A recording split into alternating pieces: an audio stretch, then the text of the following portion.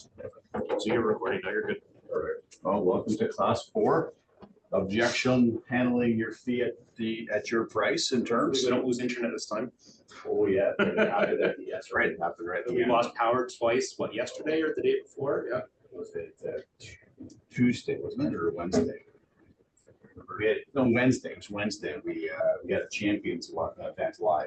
I think it crashed twice, and I got the blame for it, but I had nothing to do with it.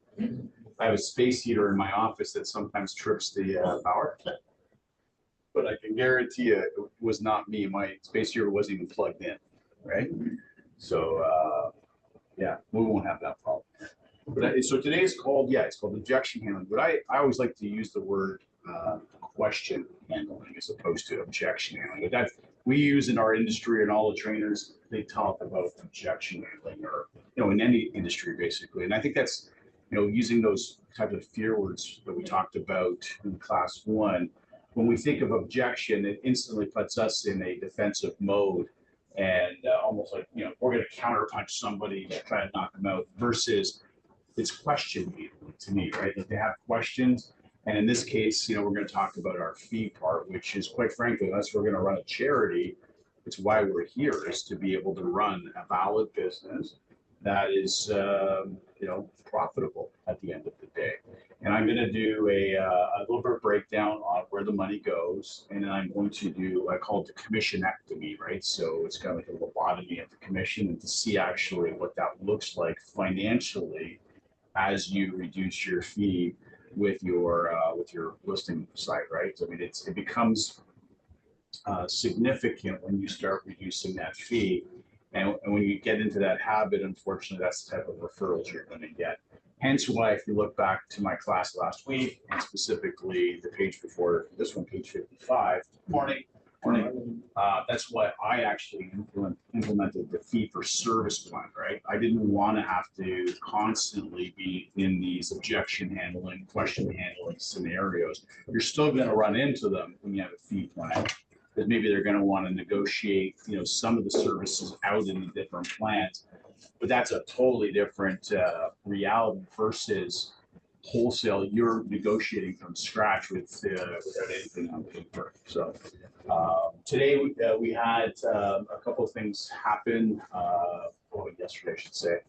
I'll say the one thing, not a couple things. One thing. The big one was yesterday. Rico delivered the report on the IPROS situation. Matt, do you still have it open on your?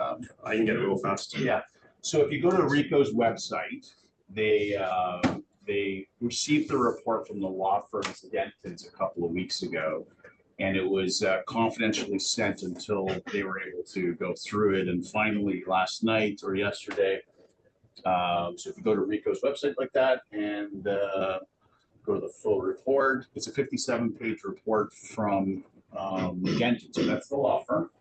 And it's quite a damning report. I got in very late last night. I was at a political event, so I have not read the whole report, but I've kind of done like the Coles Notes version. Matt's been quickly looking at it as well here, but it is a very damning report against the registrar, which that was a guy named Joe Riche, who they let go almost immediately. He was let go within the first couple of weeks in August of this happening. So it is not a so there you see, October 30th is when it was completed. Here we are. What's today's date? The 18th, right? Let's see, 14th. Yeah. So they've reviewed it. As I go through it, I'll probably give everybody an update next week about the true contents. But I do know through some of my political sources that the government is seriously considering stepping in here and administering RICO from themselves as opposed to the hierarchy that exists now, which is something that I knew about back in August. Was one of the things they were considering, because this is not a very good story, right, about our industry and potential collusion and whatnot that occurred between the registrar and the IPRO. So, as I say, I'll go through the report. I'm at a political provincial function tonight with a lot of FDP, so I'm sure they're going to ask my opinion on it. So I'm going to have to read this thing real quick today and give them my opinion. But at least it's out there. most important thing for us as an industry is to be transparent about this stuff. We can't hide these types of things, because if we do, we lose all that confidence that we built up over the years with the consumer. And we always have to, regardless of what we do, have the consumer as our focus. You know, we have to do what's best for them, not what's best for us in our pocketbook, right? And that's we call it fiduciary duty. And it's a very difficult thing for a lot of people to do, especially in an economic environment like we have right now. And so, I understand and I empathize, but that choice you make for your client over yourself will bear fruit long-term all the time, right? Because people that trust you implicitly. So I think there's been some trust broken, a lot of trust broken because of what the red shirt did there. So we're going to talk about the commission cutting. So I created this little objection handling thing. Sam, did you get one there? No. So this is basically some dialoguing questions. So we're going to open it up today for you guys to participate in some objection handling, question handling dialogue, which is kind of cool. And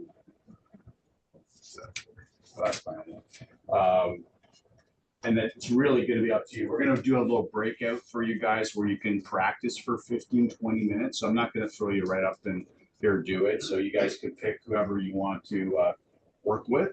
And it's by volunteer. So nobody is forced to do anything. If you choose to do it, my advice is try it.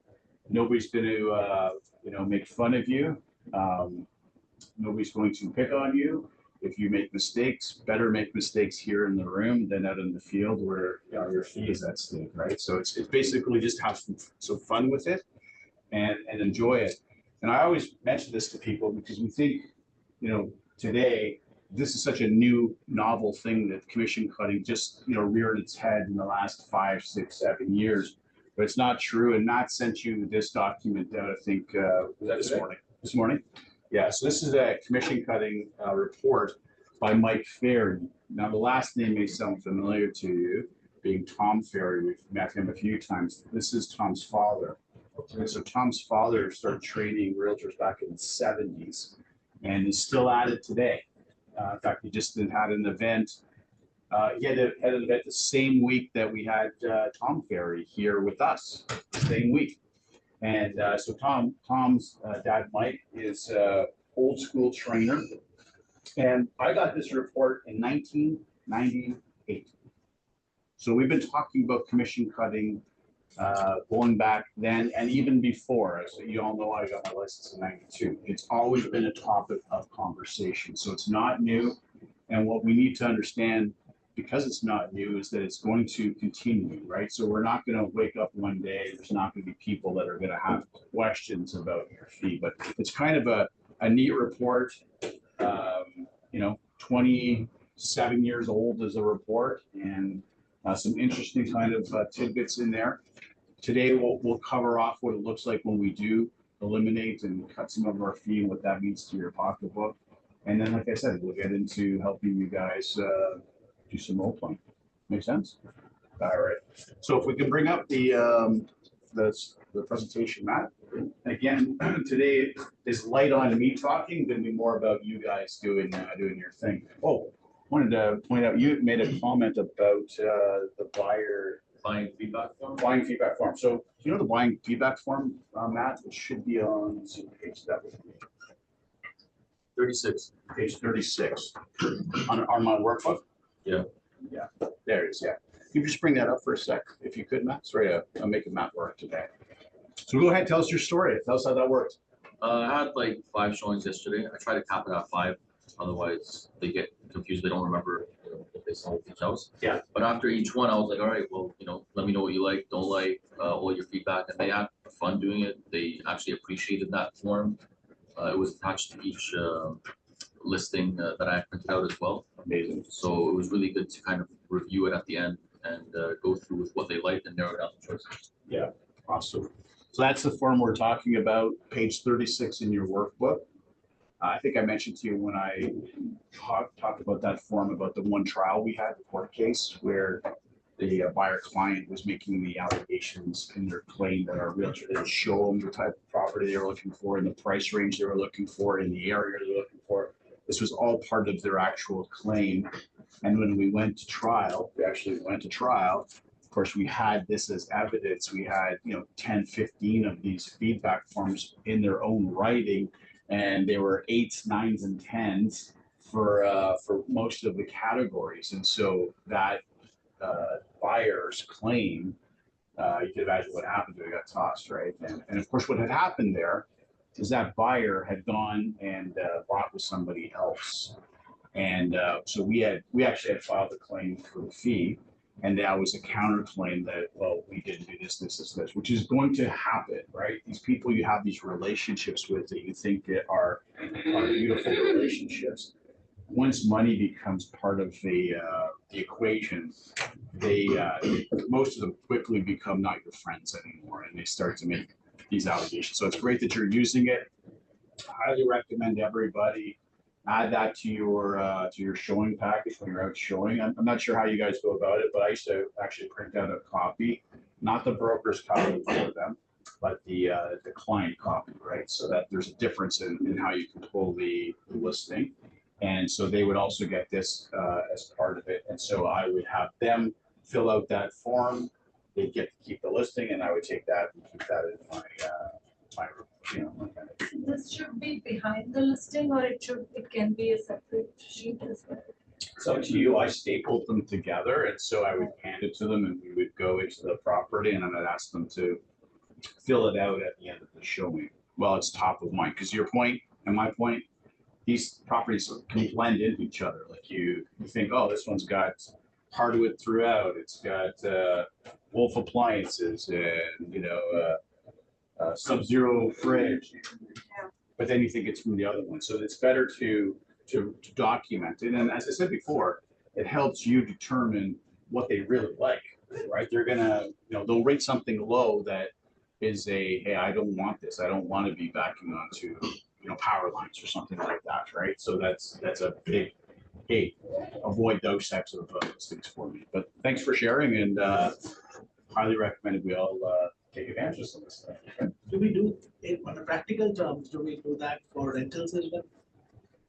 Oh, I wouldn't say no to that. I'm Sure, thinking to include it. I'm for doing, sure. Yeah. Why not?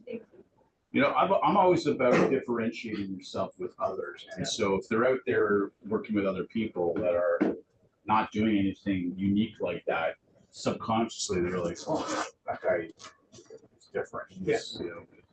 So I want to share my experience. Sure. I used to do lease before as well. And now I did a couple of lease. So with 2 clients, I went for showings, and I took that lease booklet from the printing, plus the folder from here, along with the listing. And then after that, they never thought to move anywhere else, except me. Because they felt that I'm adding a lot of value. I'm giving them a lot of information, and they were impressed with how I was presenting. So I think it's really helping. So now I'm going to add this form as well, because I can say that whichever property scores more, you are getting clarity, and that might show them that with this small exercise they're getting more clarity, and I'm helping them to get that clarity. 100%. Listen, I've been around for a long time, as you know, right? And I could either have chosen throughout my career at different points and times in my career to become a fossil in the business, meaning not adapting and changing to the new things that are arriving. And I will say this, today more than ever that I've witnessed in the industry, information is at everybody's fingertips. Like we are not a custodian any more of that content and information. What I mean by custodian is that we have a vault, and the information is in the vault, and only we can access it or other realtors. That's not the case anymore. That vault is open, and consumers have that information. So you have to provide as much value and content and things that are over and above that source information they get already, right? Because if you don't and somebody else does, they're going to compare and contrast you. It's like going to the car dealership, and you can get the fully loaded car or you can get the basic car. Fully loaded is you giving them everything, not hiding, not concealing anything. And I'm not saying that you're doing that as a nefarious reason, but just like, oh, I want to control, no, give it to them. Like, and the collateral content you're giving them, again, most of it's free from our design department. Yeah. Like you said, we want you to use it. Like, it's not, oh gosh, our printing machine did 20 more printing. No, we don't look at that. We look at it from, oh, we had 20 more opportunities to get a client from our agents, right? So use what you have. And when you, like you said, when you give that to somebody, they're taking it back with them, and nobody else did that for them. Like, nobody else. But everybody's talking about, I'm full service, I give you the best value, use me, my company. Show me the proof. Like, what do you got? And you're giving them proof, right? So thank you for sharing too. Yeah, Anybody's got good- I shared only 2 and I closed 2. It's in baseball, we call that batting 1,000%. That's getting on base 100% of the time. So that's good news. And anybody at home that wants to share stories, maybe next week, like next week's going to be our case study, and we're going to do some fun stuff next week with the Harvard business case. We got some funny videos for them to watch too, which are, one of them makes me laugh every time I see it. It's so crazy cool. And next week, maybe we can share some stories. So if you have some things that you've experienced throughout the course or before, let us know, right? Because learning is done a couple of ways. But the best way is what I call vicarious learning. And that means that you learn from others' experiences. That's why I share a lot of what I used to do with you. One, maybe you don't make the same mistakes that I made, and I made lots of them. But I learned from every one of them, and I never did them again. And so I'm not perfect, and I want to give whatever I've experienced to you. And so you guys here are in the field right now. I'm not anymore. I'm not actually physically on the battleground. I'm not in the trenches with you guys. And so what you're hearing and experiencing, share those stories. And everything we've taught you here helps you avoid problems and challenges and objections and questions. Let us know, right? Because we can all learn from that. Okay. Anything you want to share with us, Matt? Matt was really digging into the RICO report. He was making some comments off camera, right? Oh, yeah. Yeah, that's damning. It's a damning report. Yeah. So, I'll get you guys up on the next week in our class. All right, so we're in objection handling fee. So if we go to the first slide, and I can move that with my clicker, right? Any questions before we start? No. Okay, so we're on page 37. My throat's a little bit raw today, so if my voice goes up and down like a teenager, that's why. It's not I'm going through puberty again, okay? Hold on, I don't know if you're on 37, I think you're farther. Oh, sorry, 57. Yeah. That's why I need reading glasses. That number is too small. Page 57. All right, the psychology of objection handling, or as I said before, change the word objection in our mind. I use objection because that's what our industry uses. Use question handling. Because when we see that as a question rather than an objection, we're put in the right frame of mind from a psychological point of view, right? Make sense? So what do we want to do? First thing, agree with them. Don't be adversarial. Don't be confrontational. Agree with them. This is just one statement you can make with them. Thank you for asking me the question. Oh, I really appreciate that question. Remember, we're not saying objection. Oh, I really appreciate that objection. Thank you very much for that objection. No. Thank you for the question. That's acknowledging them. That's giving them the respect and the dignity that they have an area of concern about something, right? And then, sorry, my voice is going hard. And we want to clarify. We're going to get down to what are we talking about here? Okay, so what I understand you saying is, and you repeat back what their question is, right? Because maybe we didn't hear it properly, or maybe for cultural reasons or for age reasons, like we have different words. I mean, my kid is 17 years old and I'm a 24-year-old. Some of the words they use, I'm like, are those in the English language dictionary? Like, what does that mean? And they tell me, I'm like, oh, never heard of that. So if you're dealing with people that words are different from how we understand them, clarify that. Okay, so what I understand you're saying is, and then repeat back what their question was to you and see if you've understood it properly. Isolate the issue, find out if there is more than one issue. Unfortunately, there are typically multiple issues at play. Well, if you're trying to solve all of them, so like if I have multiple problems from a medical standpoint, my heart's not the best, my liver's not the best, my knee's not the best. Well, I'm not going to the doctor to get all fixed at once, am I? Right? Like I have to go to a heart specialist, the knee specialist, the liver specialist, right? So isolate these issues. Don't try and tackle them all at the same time. And then that's what number 4 says: deal with one issue at a time, right? And so you can choose how you want to tackle the issues all at one time, or one question or problem at a time. I personally always left the most difficult one to the end. Why? Because I wanted to build in wins first before I got to the big one. I didn't want to start with potentially, a very confrontational type of situation, which is our fee, which we're going to talk about today. So as you saw me last week, I said I always put the fee conversation at the end of the conversation because I wanted to build all these wins along the way. Build agreement through building questions. Can I make a suggestion? And then you open it up with a story, right? Like something that you, I call PSA actually. I should start putting some of this stuff in my book, right? So I don't have to read. PSA is an acronym that stands for Principal Story Application. So I want to prove, what's that? That was public service announcement. That's true. And there's also for us men, as you get to be my age, you're too young to probably know what PSA means. Any men that are, I'm 55, that are in their 40s, the 50s, know what PSA means for men? Matt's sitting there. You're not in your 40s yet, are you? Effective this year, I am. But So your doctor will have this conversation with you. You get the letter already from the. Right?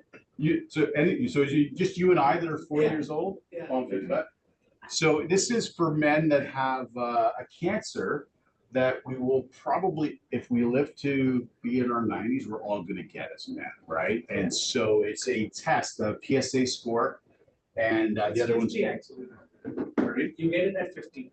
That letter from the Okay, state. unless you have it in your family. My father had, so it's, oh God, I just dropped it there. It's a colon cancer, but it's not colon cancer. That's sorry, prostate. Thank you very much. So my dad had prostate cancer, so and survived all the good. But because he had it, it was in the family. I got started tested at 40 years old. So it's a test for men. That's when I think of PSA, I actually think of that too, right? It's the uncomfortable test men have to go through. Okay, if you talk to them, I'll just leave it at that. Let's start now. Listen, women, you go through way more than us. Yeah.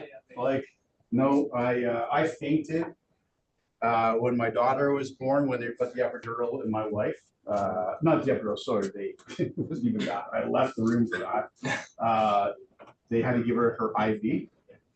And so the nurse unfortunately nicked the vein and it shot up like a geyser. And I went out. I literally went down and I passed out. They called code whatever, blue or red or whatever the thing is, on me. Oh. Yeah. And when I came to, I was on a couch and they had apple juice and orange juice. They're trying to. And I'm like, what happened? And my wife is sitting there like ready to give birth. And You have to hear this all your life now. I wore it all my life. And then 5 minutes later, the doctor came in to give the epidural. And he's like, well, I just heard what happened. The whole hospital heard. Sorry, it's at Credit Valley Hospital too. The whole hospital heard. Would you like to stay for the epidural? I said, yeah, I think I'm okay. He goes, do you know what the epidural is? I'm like, I've heard about it, but what's it like? He goes, well, the needle's about this big. I said, okay, how long will this take? I'll see you later. And so I walked through the hospital and he said, it'll be done in 5 minutes. And I came back a half an hour later, just in case it wasn't done. Yeah. So I don't know, how did I get on that conversation? This is what happens. So for the course, the PSA is not public service announcement. It's not the mail test. It's principle, story, application. So when you're trying to, have these conversations with people, we're trying to influence them. Principle. What are you trying to accomplish? Why, in this case, we're talking fee. So why would it be not to your advantage as a principal for me as the realtor to eliminate and reduce most of my fee? The story is to build a story around the situation where somebody did that, and what was the application or consequence of doing that? Well, it didn't sell. So the principle is, I really don't want to reduce my fee. I have the fee plan model, which are built up with all these services that I'm going to provide. I don't know which services it's going to actually sell your property, but if I know we do the deluxe package, we're going to have a high likelihood, like 95% likelihood we're going to sell in a market where only 22% are selling. So the principle is, let's not reduce the fee. Why? Because then I'm going to have to eliminate some of these services. And the story is that we had an application or a consequence of doing that in the brokerage where they didn't sell the property. So PSA, right? So building agreement through questions. Can I make a suggestion? Use PSA. Does that make sense? When you're asking it, does that make sense? You've already got them saying yes by the way you asked it, does that make sense? I use it all the time in the class. I don't know if you guys noticed that. Can I share something with you? That's using PSA. Can I tell you my concerns? Use PSA. So start building PSA stories for you. Principle, story, application. Okay. Finish every objection with, do you have any other questions? Because you don't want to walk away with something that's a hanging fruit or lingering in their minds. You want it to be closed, end of story, so it doesn't get brought up again down the road. Does that make sense? Okay. Simple format. This is the RAB. Repeat, approve, build, agreement. RAB. I'm all about acronyms. I wanted to be in the military. I told you guys, I wanted to be a pilot. So I used to learn all these acronyms in the military. So when I came into selling real estate, I had to build acronyms to keep my, confused, polluted mind. Simple thing, right? Any questions on how that works? I really, I think I'm going to add a page on PSA. So just because I talk about it a lot, build your PSA stories for certain environments that you're struggling in right now. The fee is going to be the biggest one, obviously, right? What we did last week, that whole exercise on price, that's a big one too. So build PSA stories for yourself. Next one, effective skill practice. So this is down in the bottom. Amateurs practice until they get it right. Professionals practice until they cannot get it wrong. The big difference there, right? When I watch hockey, even at my age, I'm thinking, I can go deal with these guys are doing, these 25-year-old, hot shots. Not a freaking chance could I do that anymore. But in my mind, I think I can do it. So I'm an amateur because I'm not practicing. I'm not a professional like these guys are. And there you go. I say it right there. Hockey players spend 2 to 3 hours practicing for every 1 hour of playing time. And I can vouch for that because I know and knew they're no longer playing. NHL hockey players that I was involved in when I was a coach, right? And these guys spent, I think 2 to 3 is actually a low for some of the guys that I knew. I think there were probably 5, 6, 7 hours of practice for every hour of game time that they would get. And a lot of that practice, believe it or not, is not team practice, right? This is not when you come as a team and you go down the ice. This is them in their backyard of their home, in the basement, in the garage. These guys, like I was always hockey stick in hand, shooting the puck against and how many windows did I break at my parents' house and garage door panels did I blow out? And in the basement, my dad, we had a finished basement that became an unfinished one quickly because I kept on shooting the puck down there. And so we had a whole section where it was all puck marks on the concrete foundation. But that was my practice, right? It was like, in my mind, I would envision coming down on the offside, like on the left shot. So coming on the right, how do you shoot across your body? So I practiced that for hours, and then a situation would occur in a game. You never know when, but it comes, and I've already practiced that shot 1,000 times, right? That's why you see these guys have such deadly accuracy in baseball, hockey, basketball. Like basketball players freak me out. One, they're like gigantor people. They're fast and they're nimble. Like, how can you be 6'5", 6'7", 7 feet and have that talent?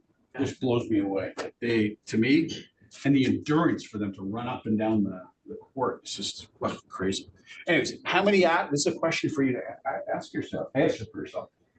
How many hours are you actually practicing? Have I shared the story about the realtor in our office that's almost as long as the business I am? It's very accessible. It'll talk to you anytime.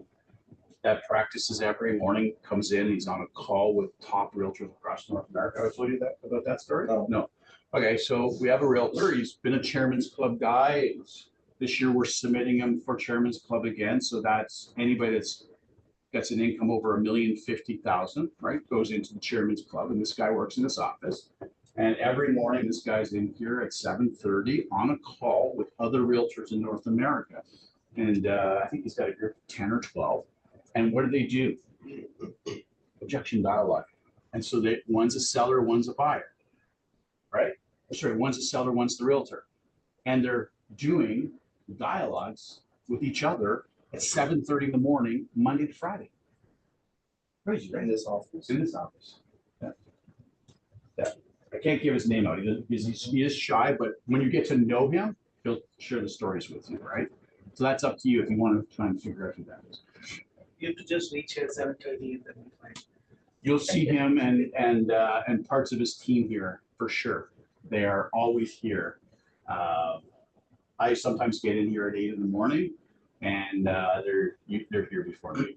The realtor is for sure, and he stays here late. Like, he was here with me last night. We're chatting until about 6:30, and I realized, oh, I have a meeting in Brampton at 7. I got to leave, and I made it with 2 minutes to spare. I might have broke a few traffic laws. I don't know. Allegedly, that's right. But it is so critical. You think about that kind of guy. You think, well, why does he have to practice? 30 years in the business. He's probably got 15, 20 listings right now in his inventory. But why does he need to practice? Because he knows that if he stops practicing, he's not going to be as sharp as what he needs to be to do what he does. Okay, internalization versus memorization. So internalization is basically scripting, right? Sorry, memorization is scripting. So that's the phone call you get. Thankfully, you don't get so many of them anymore. But back in the day, you'd get the hi, I'm calling for duct cleaning, or hi, I'm calling for driveway sealing, or hi, I'm calling for those calls that we used to get. And I was always polite with those people usually. I mean, sometimes they come at outrageous hours right at dinner time. But you can sense the memorization one right away because it feels forced. It doesn't feel natural versus internalization. Internalization is a regular conversation, right? You know the topics and the high points you need to cover, and you've internalized it into a natural conversation. So that's the level you got to get to. And with that realtor, we actually do, him and I every couple of weeks, we'll just sit down and we'll all pretend to be a seller with them. And we'll just naturally kind of have those kind of, so I do it with them all the time still too, right? Which is kind of cool. Now, memorization lacks the flow and can be perceived to be a canned presentation. As I said, we all can pick out that type of situation immediately when we get that call. Somebody's reading from a script. Like there's no tonality in the person's voice, right? It's forced. So, okay, now we're on the bottom part. So we got this beautiful little pie chart here, right? I think we have something similar to this in our collateral material for the listing document presented. I think there's something like this. And so I just want to cover it off in case you've not seen that in our collateral or seen something like this before. And essentially we're talking about in this scenario, we'll use 5% is the fee we're talking about. And so I actually physically would use this type of chart in the presentation with the seller to explain how the fee flows. Because a lot of people have this unfortunate misunderstanding that we're getting the 5%. Like just using 5% as a number, not Not saying you have to go get 5%. I highly recommend you do. And a lot of our top people do. And some of them get more than that, believe it or not, which is, amazing. So if we talk about 5%, some consumers believe we're actually getting 5%, but we know that's not the case, right? Because there's typically another brokerage involved. And for the vast majority of transactions that happen, that's the case. It's not a multiple representation situation or what we used to call double ending. They do occur, but the likelihood is that you're going to have another brokerage involved. And so with the 5%, this whole section here does not come to you and Royal LePage signature. So we're actually only negotiating the other half. Every on point, right? So we're really not talking about what you're paying me as 5%. What we're talking about for me is a 2.5% fee. Because in our industry, in our marketplace, we want to attract another realtor and their client. We want to incentivize them to come and show your property. And there's no fixed numbers. There's no standard numbers. This is just a marketing strategy to offer the other broker 2.5%, 2.5% to come in. In fact, you'll see some of our seller clients offering a little bit more in this marketplace. And there's some of our realtors that are offering 3% to the cooperating broker. We may want to consider doing something like that as well. Nothing wrong with that, because we want to create, remember last week I talked about the word enthusiasm. We want to create the enthusiasm, not just in the buyer by having the right price, but in the realtor and having a fee for the hard work they're going to do. Make sense? Great. So let's look and focus on the 2.5% that we're actually really talking about. Because we're not talking about the other 2.5%. So at 2.5%, here's some of the things that I have to focus in on as the realtor. So one is my business expenses. Do you know any of the expenses that I may incur just as a high level? Do you know what kind of expenses for me to actually be in this business that I have to pay every year? License? My license. What else? Brokerage fee. Sure. Tribe membership. Sure. Insurance. Thank you. Printing and stationery. Sorry? So what's that? Printing and stationery. So we'll call it marketing. Car payments. Gas. Car, gas. Yep. What else? Staging. Staging costs. If we're going to go to that program, sure. Like we're going to invest in a deluxe package, right? Car lease, car insurance, car gas. Yeah, car, I say car, gas, like that's, yeah. Those are good enough, right? I mean, we can create a massive list, but if we can get into that conversation with our seller so that they realize that the cost of you just actually being here, you've already borne that cost. Like I'm here having paid all those fees so that I can service you properly, right? I think it's important for them to understand that. And actually Matt last week sent one of the sheets that I used to use. You know, the one where it's I have an investment into your property. It's my picture with, pull that up we didn't actually look at that last week. No, we didn't know. And I found a whole bunch of old flyers of mine from the 90s.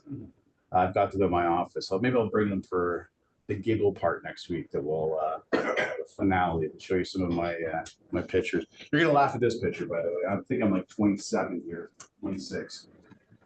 Oh God. So this actual document was part of my listing package, and I called it I have an investment in your home.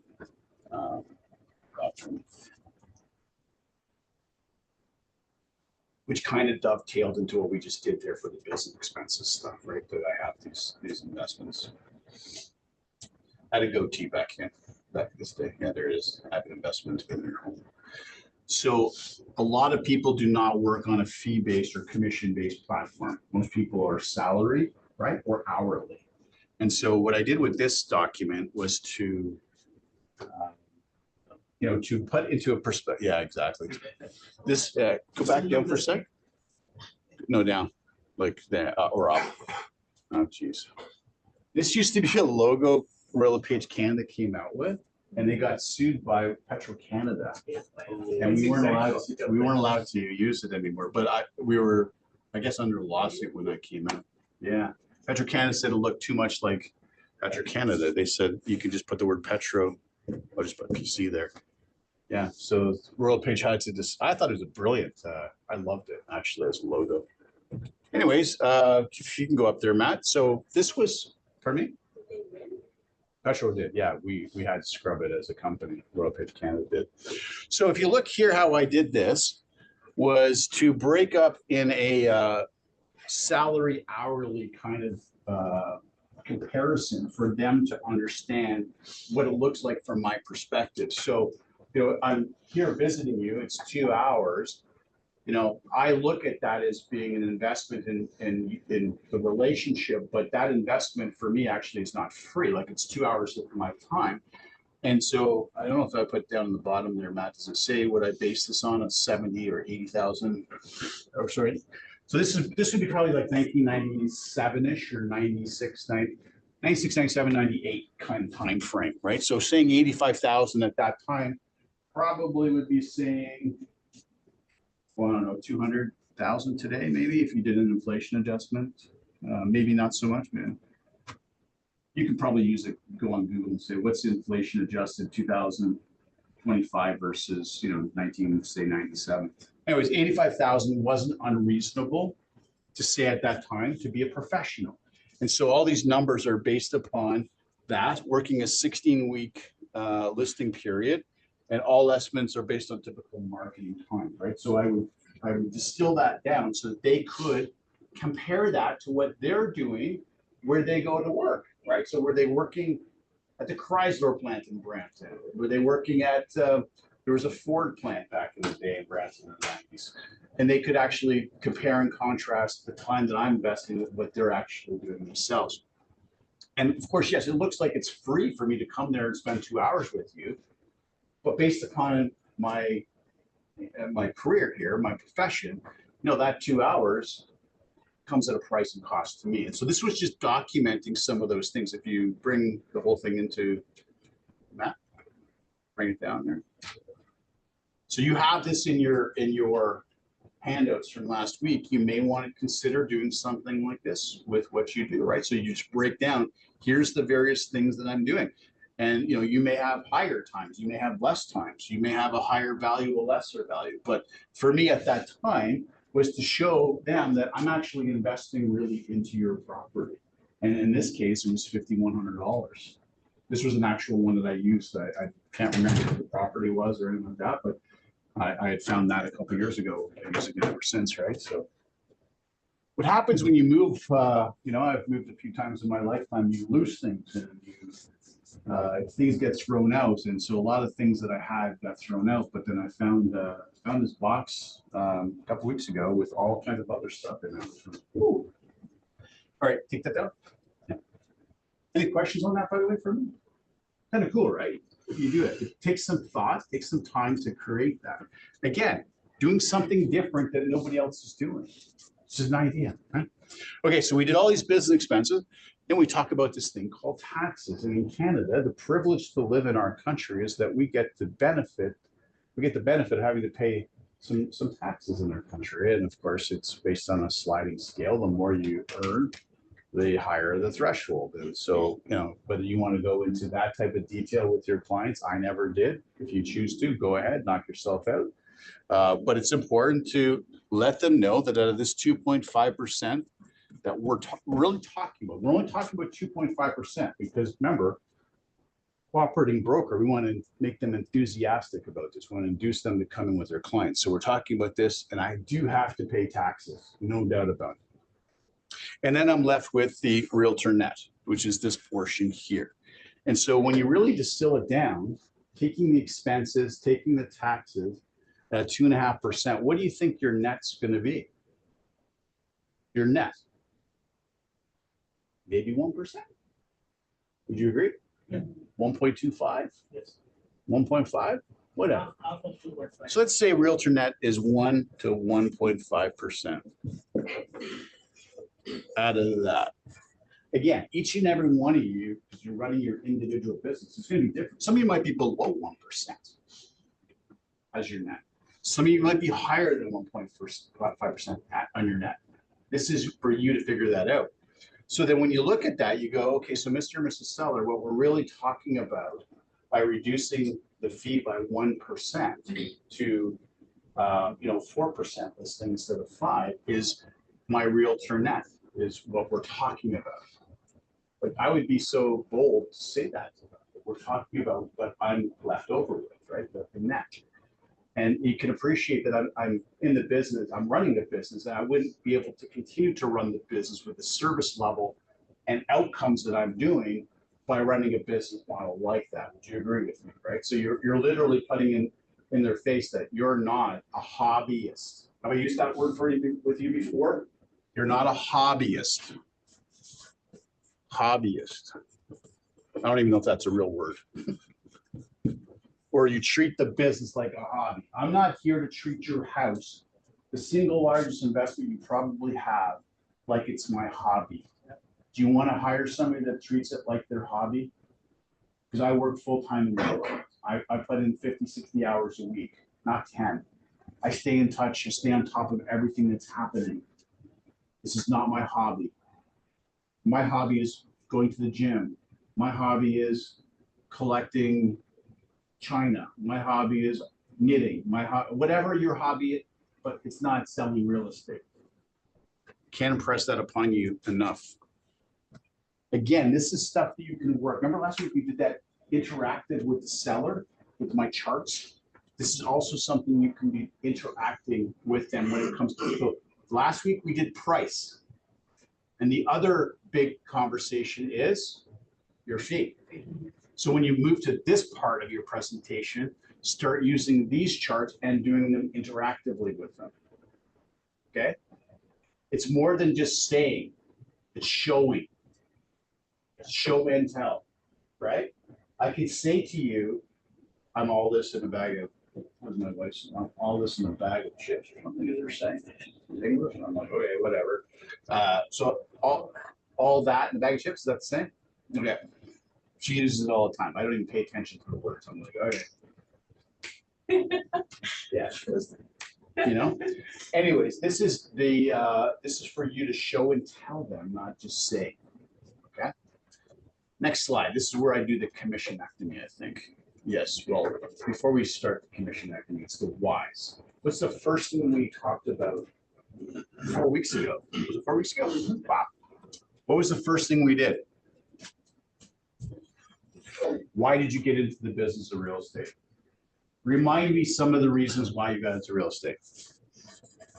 Money. People business. You like people? Well, there's something else. Sorry? To help. Help people. Okay. What else? Managing my own time. Manage your time.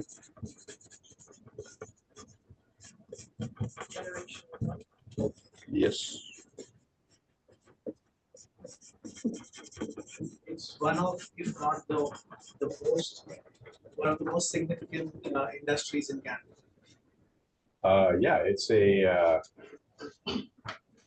Yeah, I like that one. And how would we say that? It's a major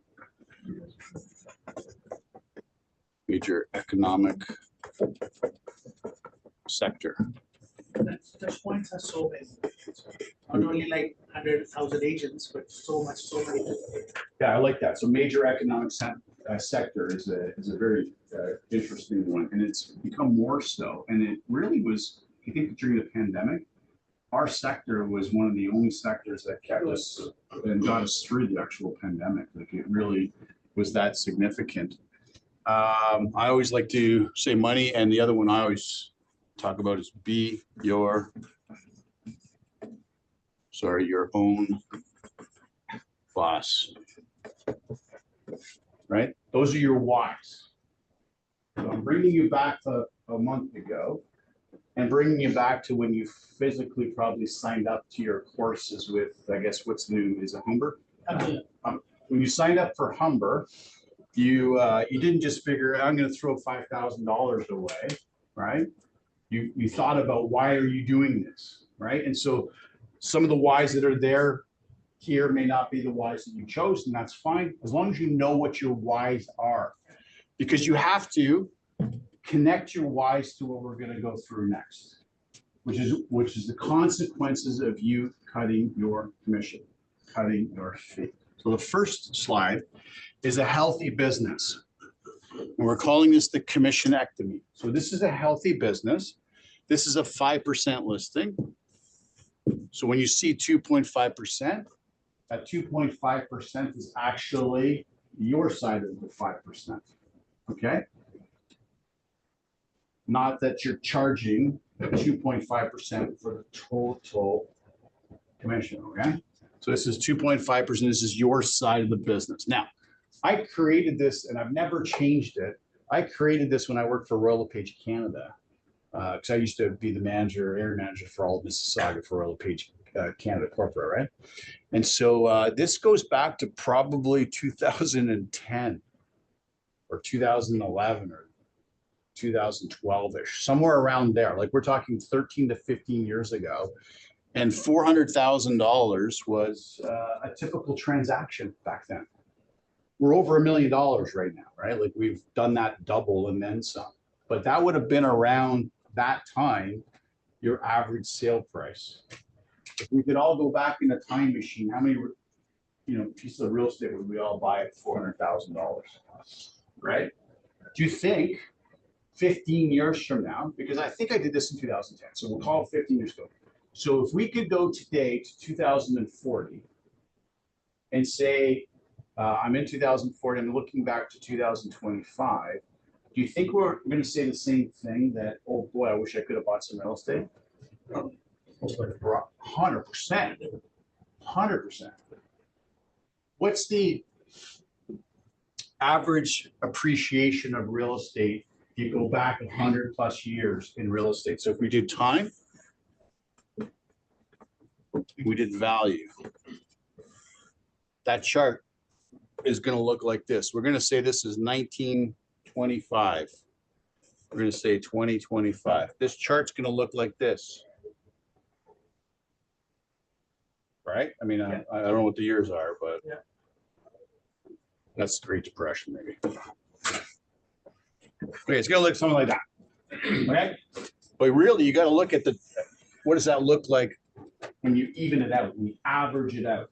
So when you average it out, what do you think the average increase in real estate over a 100-year period is? Factoring in when we have depressions, recessions, and scale backs in the marketplace. Does anybody know what that number is? 5%? Yeah, exactly. We mentioned that first. You probably hear that from Chris too, right? Yeah. I'm more of a conservative. I always say 5%. 5% is a healthy appreciation, factoring in highs and lows in the marketplace. So 2025, we're in a time machine, we go to 2040. That's 15 years. What's 15 times 5? 75. 75 what?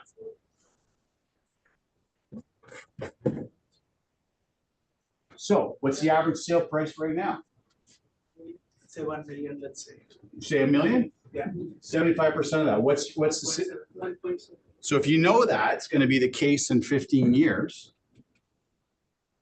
why are we not buying enough real estate? Because we think it's going to go down another 5%. I'm going off topic here, but I'd rather do this for you. Are we going to go down another 5%? Actually, let's do this as an exercise. Let's do this as a vote from everybody at home and everybody in the audience. We're going to use the market board here because this is something you should use at the table with buyers. What do you think the market is still going to go down by in a percentage? Or is it going to go down? We're going to say 0%. Or do you think it can go up from here? Up from. Okay, so we'll say up and we'll say down. Just give me some percentage. Start here. Right now, and we're going to say from the next, from today, 2 years from now, up or down and by what percent? I would say.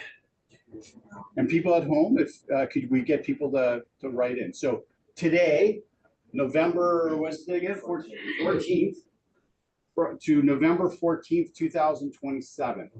Up or down, and what's that percent look like? From you as the expert professional right now. 5%. So you're 5% up or down? Up. Okay? 3% up. Okay? 1% up. 9%. 9% up, I like it. 10 up. Up, yeah. 2 years from now. Yeah. We're gonna go in a time machine right now to 2027, November 14th. Price up, down, and by what percent? That will be the last year of 3% the. up, How much? 3 to 5% up, Give me one. 3. 3. Nice. When I say So far, in a room of professionals that I'm looking at, not one of you have said down. Well, you said 2 years. Right, but wait till I finish my story with you. Remember, principal, story, application. I'm gonna show you why this is gonna be very important for you. Okay. How do people at home? No. What? No. Okay, they're shy. Why is this important then? The principle is we all have this guess. We all think that the market is now gonna go up. What's the story behind that? Why are we saying that? We're optimists. based off of historical trends, I guess. No, well, it can only go down for so long. After it goes down, it's gonna go back up. Okay, so these are the stories. Yeah. There's no other way to go. So this is when you're dealing with so we're off, we're not doing this, right? You okay with this? Because I used to use the technique a lot and sell them to buyers. Because this is for buyers, getting them motivated and engaged to buy real estate. Because what's their hesitation? She's gonna appreciate. They don't think it's going up. They think it's going down. Yeah. Okay, so let's now do a reversal. You're a buyer. You're not me, the realtor. You're a buyer. You're in a time machine as a buyer. Is it up or down? Right now, with all the news you get as a buyer, you're hearing all this stuff. Oh, you would definitely. Okay, As so a let's, buyer, you'd be like, oh, I don't know what's gonna happen. No, Yeah, it's so we'll say down Same time frame, right? another Same time. 2%. so you think it's gonna go down 2% from today, 2 years from now? Think As it's- a As a buyer, buyer. with all the. yeah, that's what I'm asking you to be. You're putting Honestly, yourself in a, If I was a buyer, I would think it would go down more than 2%. okay, so don't say if. You I are. am a buyer. Be empathetic. Put yourself in the shoes of your buyer, what they're thinking, not what you're thinking now as the realtor. We put these numbers on the board. Did I influence you guys? Really? No, not really. I mean, maybe that chart I showed you kind of Yeah. set to see, I don't know. But I didn't, right? But we're sitting across from buyers that have an opinion, and that opinion's been formed probably by multiple sources. Could be other realtors, Media. could be media, could be the banks, could be Donald Trump's tariff wars. It could, look, we don't know yet, but they're getting this stuff in there, right? And they're forming an opinion on it. So in their mind, they're thinking worst case scenario, I think, right now. Would you agree? And I'm not in the trenches, Yeah. but I've been through enough ups and downs to know that the opinions that they had 20 years ago are probably the same ones they have today. And really, it's because of this thing called uncertainty. Uncertainty. Would you agree with me? That uncertainty. Because none of us can predict the future. None of us. If I could predict the future, I would not be a real estate broker with you today. I would have my own show down in Las Vegas making millions of dollars, like David Copperfield. Okay. In the future. I can't do that. But I can use evidence and numbers to guess and project, like you did last week, projecting 63,000 sales. Okay, so you're the buyer. Put yourself in the buyer's shoes, all the empathy you can as a buyer, up or down in the next 2 years. Down. What's the number? I'll stick with 2. I think 2. Okay, I would say it will be 1% down. Not you are optimistic buyers. not more than that. No appreciation. No appreciation. 0. What was 1% up? No, up or down. As a No, buyer, he can say, he can go whatever category he wants. 5% down. 5% down. Yeah, 0. 0. Okay, so here's the application part of it. Now that we've baselined what you think we're gonna be in 2 years, why are you preventing yourself from making a decision today if your best guess and estimate projection is that on the downside? And I agree 100% with you. Most are going to say we're going to be down just because of the voices and the influences of outside, okay? And so, I'm actually, more focused on something like that we're going to hear, or something like this that we're going to hear, right? I think that's probably, if you really, really were to poll those buyers you're talking with, they're going to be more of a 5 or 10% more drop. Here's your application.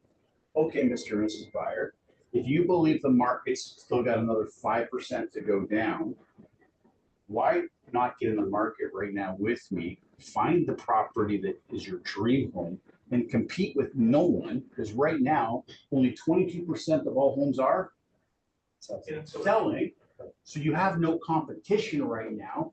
And if in your mind it's 5%, it's going to be down in 2 years, or 10%, let's go find a seller today that is selling their home in the area that you want to be in, that satisfies all your needs, and let's offer him 5% below what we think it's worth. Let's offer him 10%. Is it going to be guaranteed we're going to get it? No.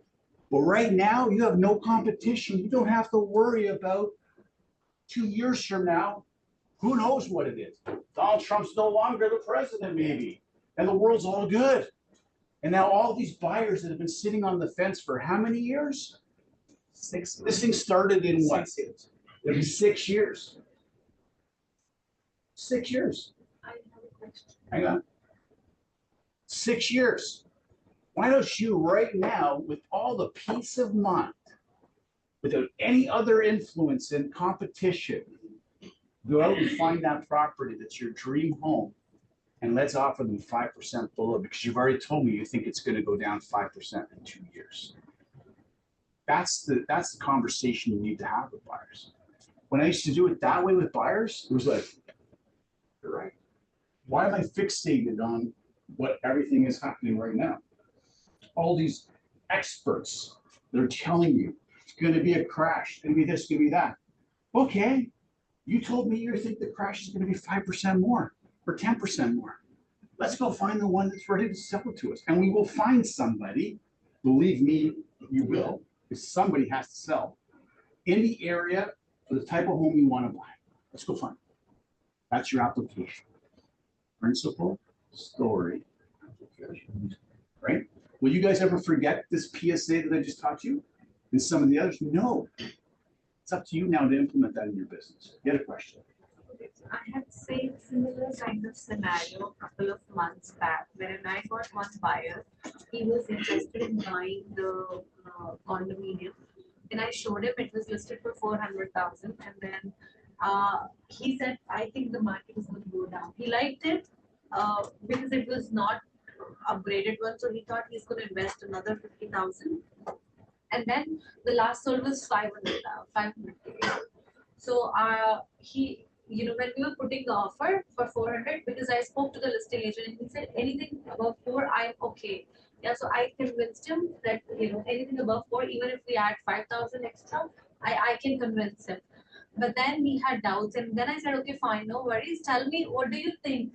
Like, he said that the price is going to go down. So I said, tell me, what do you think? Like, how much? You did what I just did. Yeah, I did that. How much is going to go down? So he said, I don't know, but maybe, this might be sold for 370. I said, okay. So then I said that, okay, let's put an offer for 370 then. Yeah, if you think after 1 year or 2 years, this can be the price. He said, I don't know, maybe 360. I said, okay, let's put for 360 then, yeah, if you think.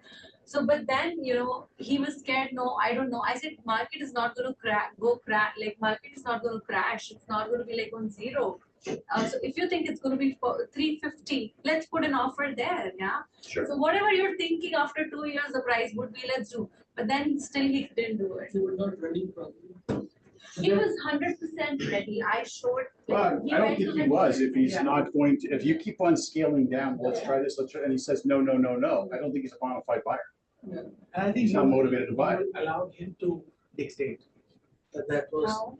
because you were basically going with, you saying, I don't think this price, and then you were agreeing with it. So that's, you were basically, you kept on reducing the price, and because you wanted the offer to be done at any cost, at any price. That, so he was basically unknowingly dictating. Yeah. Unknowingly. I think you gave him too many options. Yeah. I think you keep it simple. I think you do what I do, which is you tell me, Mr. and Mrs. Buyer, what you think the value of the market's gonna drop. 5%, okay. So right now, this is the market value. That's why you gotta be very sharp on your prices today, right? Like, it's not the old days where let's just throw numbers out there, right? And see where they land. This is a very tight market with lenders that are sending appraisers out and making sure that the value that they're putting in as the mortgage is actually there, right? They're not messing around anymore. They're literally going to listings on site. A couple of years ago, they used the computer programs. Like, there's these programs they have that give them like these infrared hotspots of here's the values in the areas. That doesn't work anymore. They need to see the specific house. You had a question?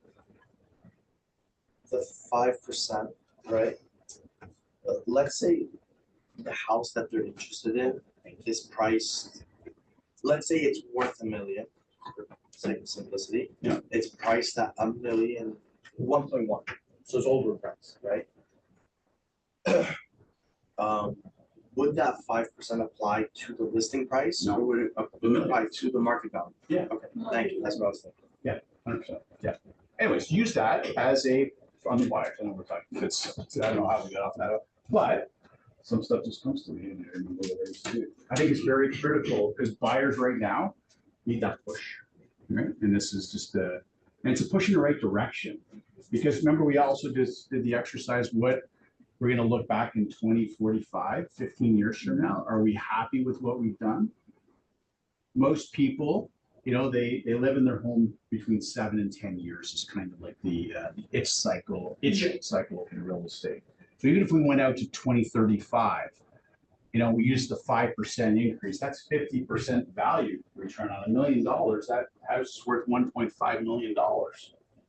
And over 10 years, you've paid down principal on that. So, you know, did you put down, so you would have put down 20%, right, of the value. So your mortgage was $800,000. What is $800,000 pay down over 10 years, 25-year AM, throw in like a 3.5% interest rate or whatever you want to do. You've paid down, you know, $300,000 in principal. I'm just throwing a number out there. So now you're selling at 1.5, you paid down 3, you're actually netting $1 million, Mr. and Mrs. Buyer. What are you worried about? Honestly, you're owning real estate. You're not renting. You're not renting from a landlord that may not be able to pay his mortgage and goes into default. You know, and you're living under his terms. You want to paint the room pink? You can't paint that room pink.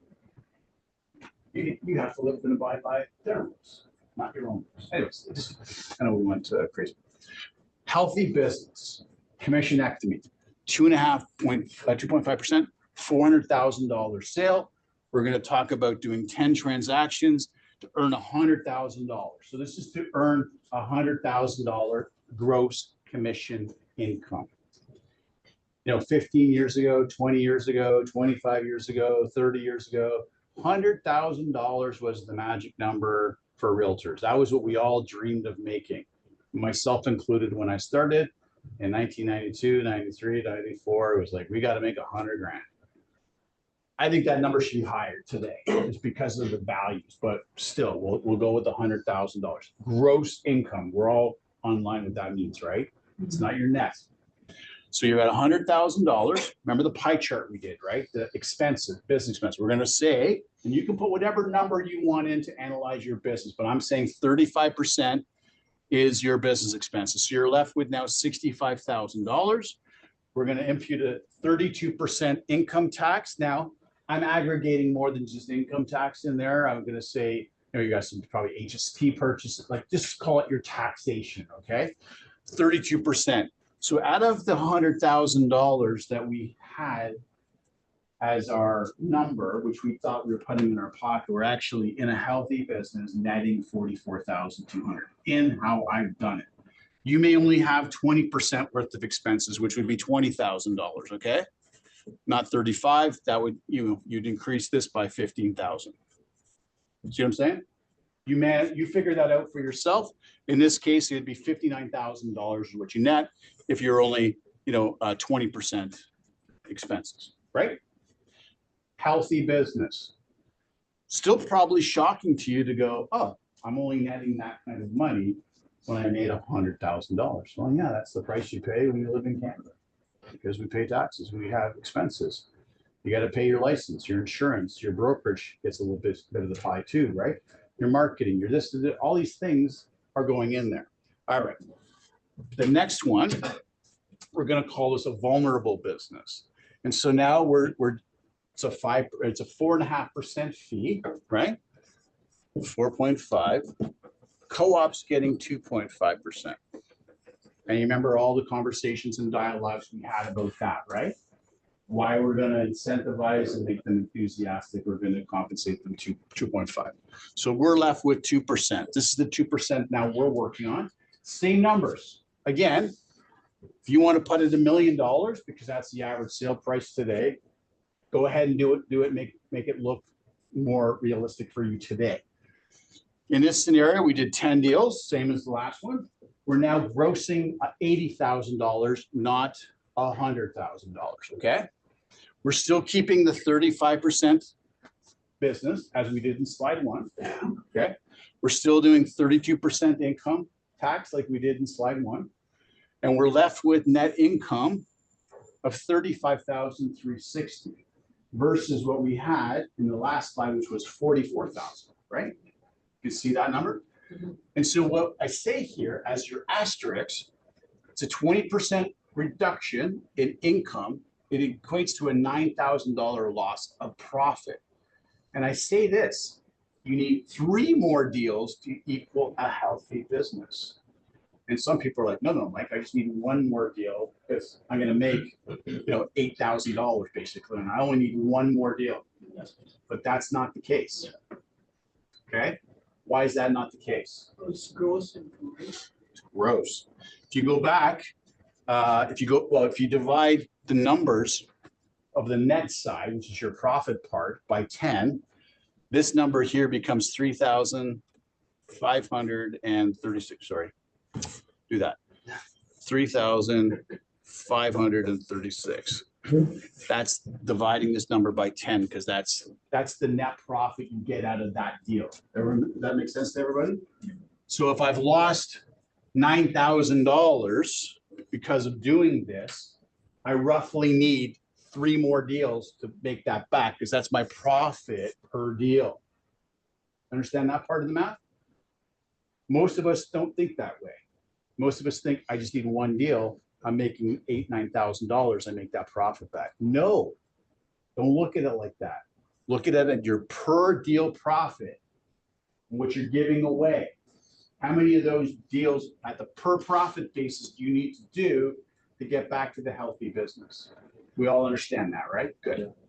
Sometimes I have to explain it like 20 minutes worth. You guys are a smart class, so you're perfect. All right, so this is a vulnerable business. Our next slide. I have one question. Yeah. So this profit is including the visit charge and everything we mentioned, or it's excluding? Sorry, I missed the what charge? We did see one chart where we staging, the visit charge. Yeah. Oh, that will come in. That's expensive. 35% business expenses Oh, is okay, that. that's in, Yeah. okay. That's what I said that as well. Like you may not be that high. You may only have 20% or business. Like I'm just using these as baseline numbers. This is now your, kind of homework, if you want to call it, to analyze what your business is looking like so that you know your numbers. If you don't know your numbers, you're blind. That can change deal to deal too, right? Expense. It can. But if you're running a business model like I ran, which was fixed, right? Like it should be all pretty much in alignment, depending upon what program deluxe, premium, economy they choose, right? So if you want to segment it even that deep, here's the deluxe packages, here's the premium, here's the economy. You can do 3 different models. Yeah. All right, the next one is a terminal business. So I call it a commissionectomy. It's like a health check analysis. It's a surgery on your money, right? So this is the patient. This is you, the realtor patient, is going to die. You're going to flatline on the table. Okay, long term. Long term. This is, you can probably get away with it initially, but if you're going to start running a business model where you're giving away 40%, it's not 1%, right? Again, we're talking about your portion of the fee because 2.5% goes to co-op, right? So the other 2.5 is 1.5. You're getting 1.5%. So you're giving away 1%. And we've conditioned ourselves and we've tricked ourselves as realtors into thinking, oh, it's only 1%. Only 1%. It's only 0.5%. It's only 1.5%. No, it's 40% when you're giving away 1%. If you're giving away 1.5%, you're giving away 60%. If you're giving 2% away, you're giving 80%. So if you're only working for 0.5% of a fee, you've given away 80% of your income. Think of it that way, because that's the true nature of what you're doing. If you today were to look at a flyer that came in from, okay, I'll give my favorite's Canadian Tire. I love Canadian Tire. And if the front page of Canadian Tire today, because I think, yeah, sales start today, Friday to Thursday. If it said 80% off all products,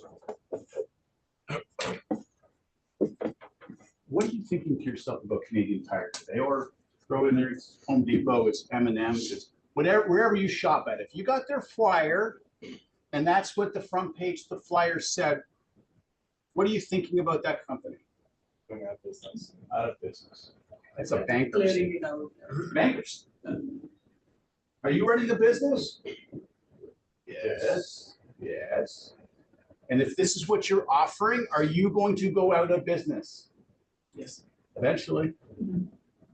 Eventually. Unless you win a lottery. Have a very wealthy spouse that, is taking care of you. But if this is a principal source of revenue for you and your family and your household, that's an out of business. That's terminal. That's gone. This one here, we're doing 40%. The same flyer, 40% off all product. It's Canadian Tire, it's whoever. How do you feel about that too? Not quite 80, it's 40. Do you have any thoughts going on in the back of your mind about what's happening possibly in their business? Yes. Sometimes when I'm looking online and I see like a product, like 40% off, 80% off, whatever. Black Monday or whatever they call it, right? Black Friday. Black Friday. That's today, or is it next week? 28 days. Towards the end of It's November. Friday.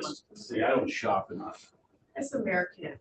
But we do it in Canada. Yeah, we do it in Canada. I don't know why. You know why I know that? Because I saw it. That's why I asked is it today. Because when I opened up the flyer for Canadian Tire online today, it said Black Friday sales. I'm like, oh. Not sure why they're It's doing like that. Red Monday or something. Black Friday Cyber is Monday. their, Cyber it's like Monday. our Boxing Boxing Day. Day, yeah.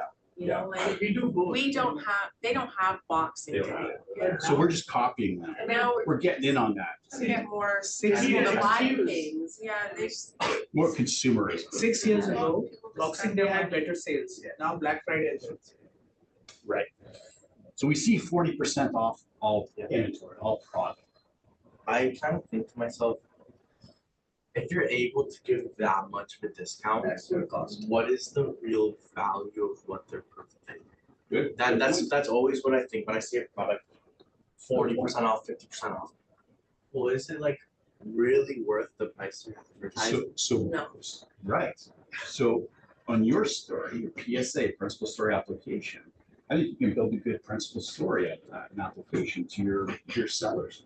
If you're seeing somebody give away 40%, then they obviously didn't even value their business It's and like their those- services. It's like those street vendors. I love Oh, we'll Busters. we'll give you one for free if you buy one. Well, okay, so I'm probably paying for the price of two, and you're just giving me Right. the extra one. Like I'm paying for two. The illusion is I'm getting one free when in fact Yeah, I'm but paying it's for the not product. it. Yes, exactly. So there's a principal story for you or others, if you like that story, to communicate to the seller, right?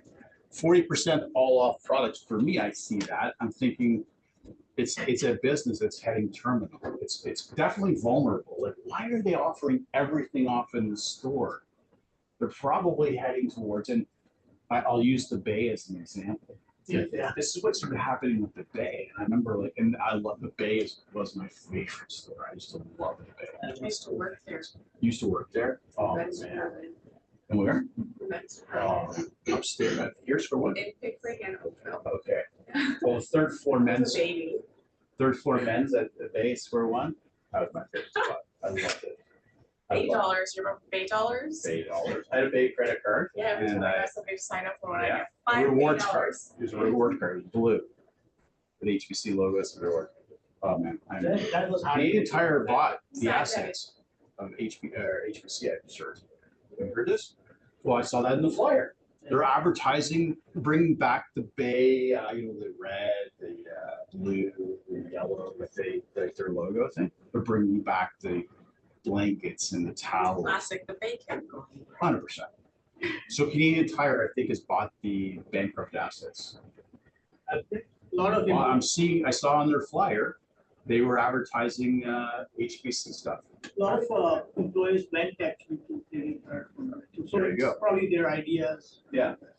But if I bring you back in the time machine to when the Bay started struggling, you started to see a lot of this stuff where it was like store-wide, 40% off or 35% off. And when I started seeing that, I was like, oh, there's some problems there. And I would go down the Bay, pick up whatever, and notice there wasn't a lot of foot traffic in the Bay.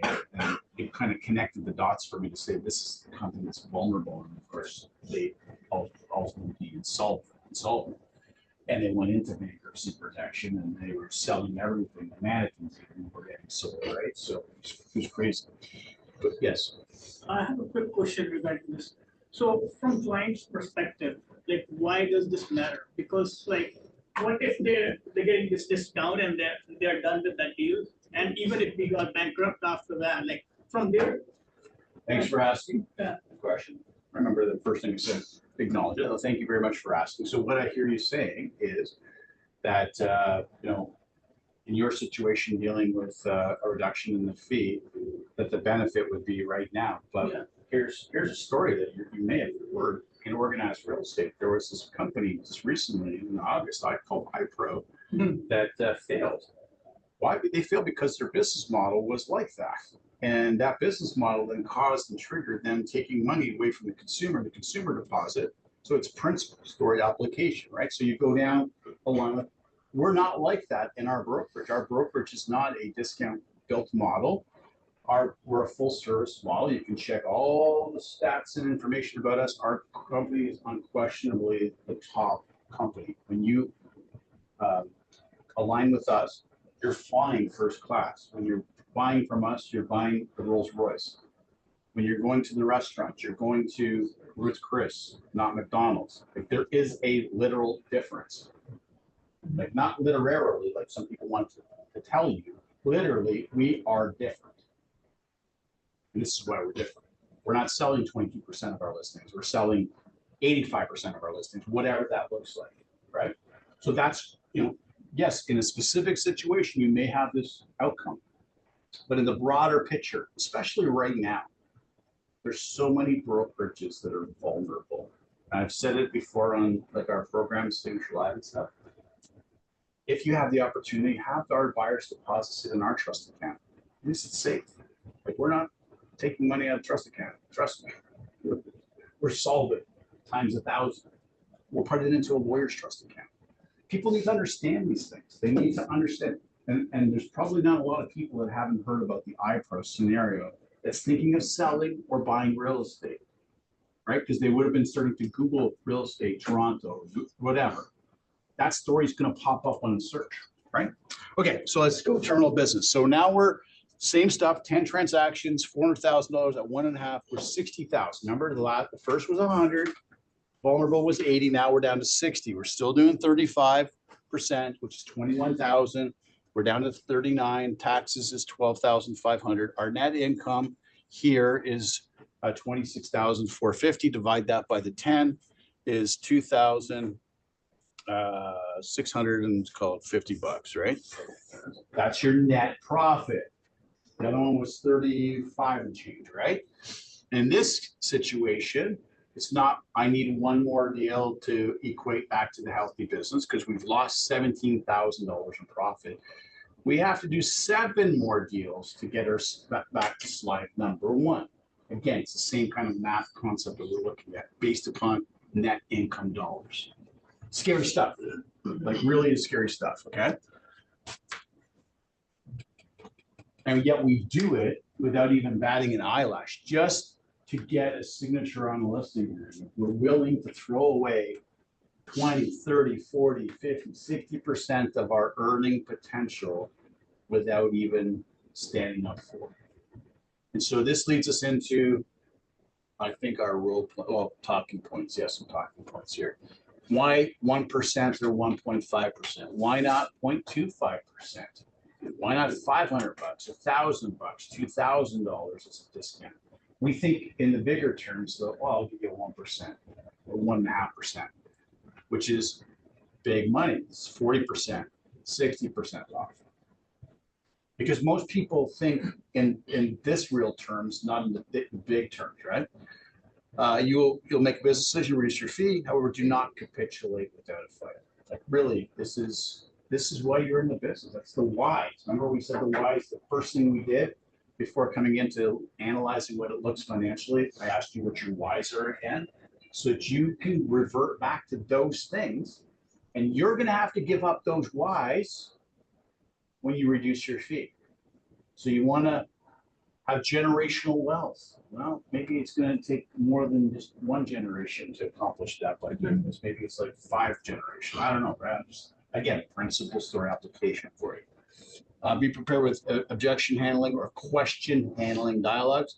And so now we're going to go into the work portion of it. It's 11:30, so it's an hour and a half in. What I've given everyone is a little workbook.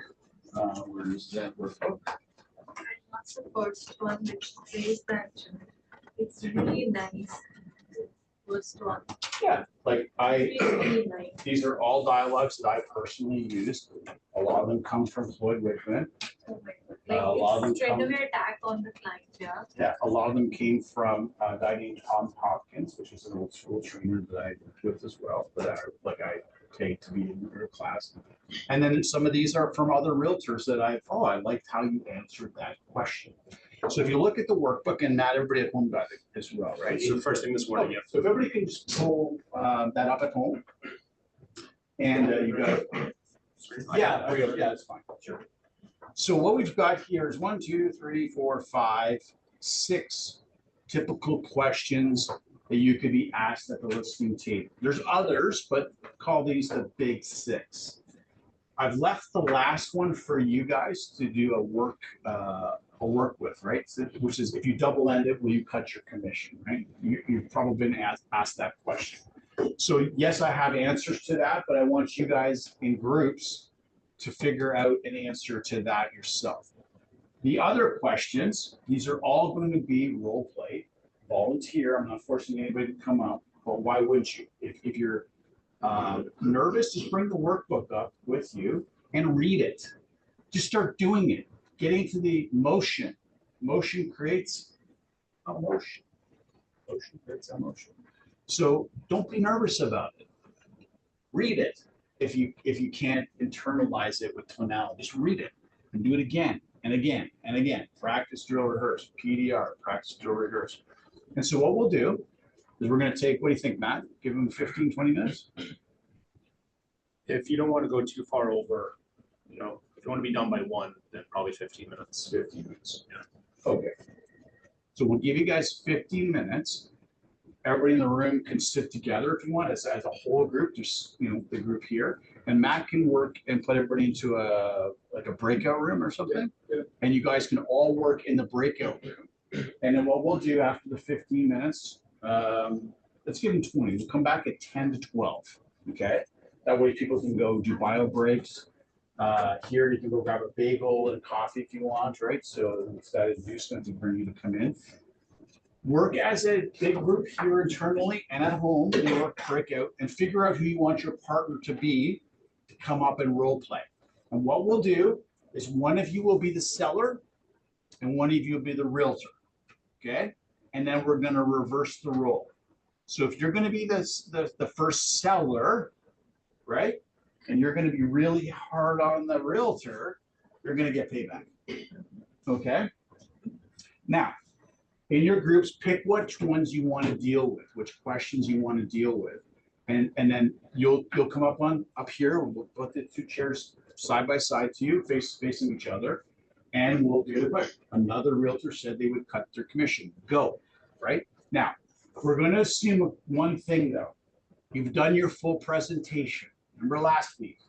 Last week we went to the walkthrough. I took notes, right? I did the complimenting them on their property. Oh, I loved your garden outside. I love your hot tub in the house. I love the blah, blah, blah, blah, whatever. All that's been done. We sat down, we went through the whole pricing thing with them that I did with you last week. That's already been accomplished. Also, your value prop has been accomplished, right? You've given them the book. That's all kind of done. Now you're down to the nitty gritty. It's the commission. That's where you're going to start from when we bring you up. Make sense? Any questions? And again, don't feel nervous. Don't feel like you're going to be put on the spotlight or made fun of. Not going to happen. This is just an experience for you to have. And it's kind of like breaking the ice for some of you, right? Break the ice. And if you make a mistake, great. You did it here in a safe environment where people are not going to judge you. Better, again, to do it here than to do it at somebody's house where you blow a $25,000 potential fee, okay? So I encourage everybody to try it. Don't feel nervous. Again, we're not gonna mock you, right? We're gonna support you and we'll go from there. So we'll give you to 10 to 12 and if all 6 of you guys here in the room and do a breakout room, just sit down, discuss, and then you can pick who your partners is, right?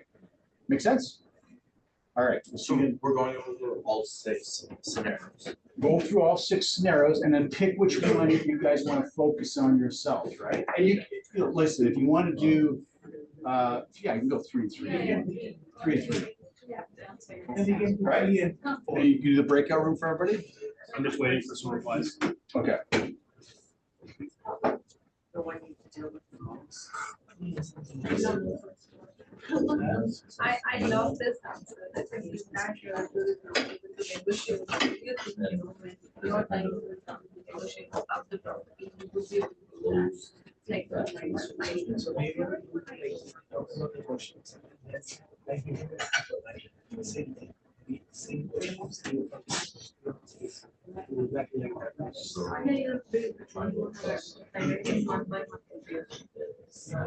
I do get it. 3 reports. Yeah. But it's an easy answer and they already.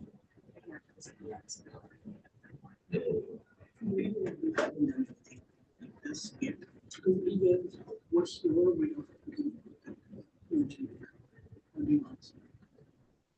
Well, that's exactly how it is. Pretty much the same. Yeah, try, I'll ask you a question. Another realtor said.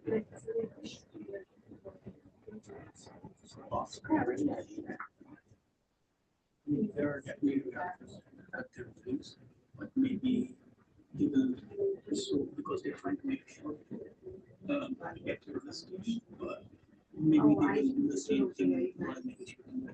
Company में line में देखो हमारे घर क्या That way you can do this to a property value. Just right. There are definitely others who come there. Let me ask. No, it's a nature, yeah, that's what they're trying to do. I can say that. I'll let them do. I'll say, please remind me on that, let me be honest. I will say that. I say. I think that's strong. The third one. Really just reading it is like. Let's ask. Comes off strong. Yeah, I think. It's not have to answer that way. I can do it here. Or Different options. see, they can make you. Yes, what? He's amazing. You're so He said that. Pick a win.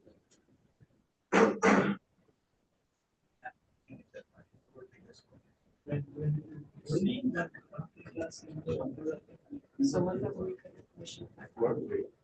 What time? Are you talking about double? I mean, not No. when you talk about selling it on versus.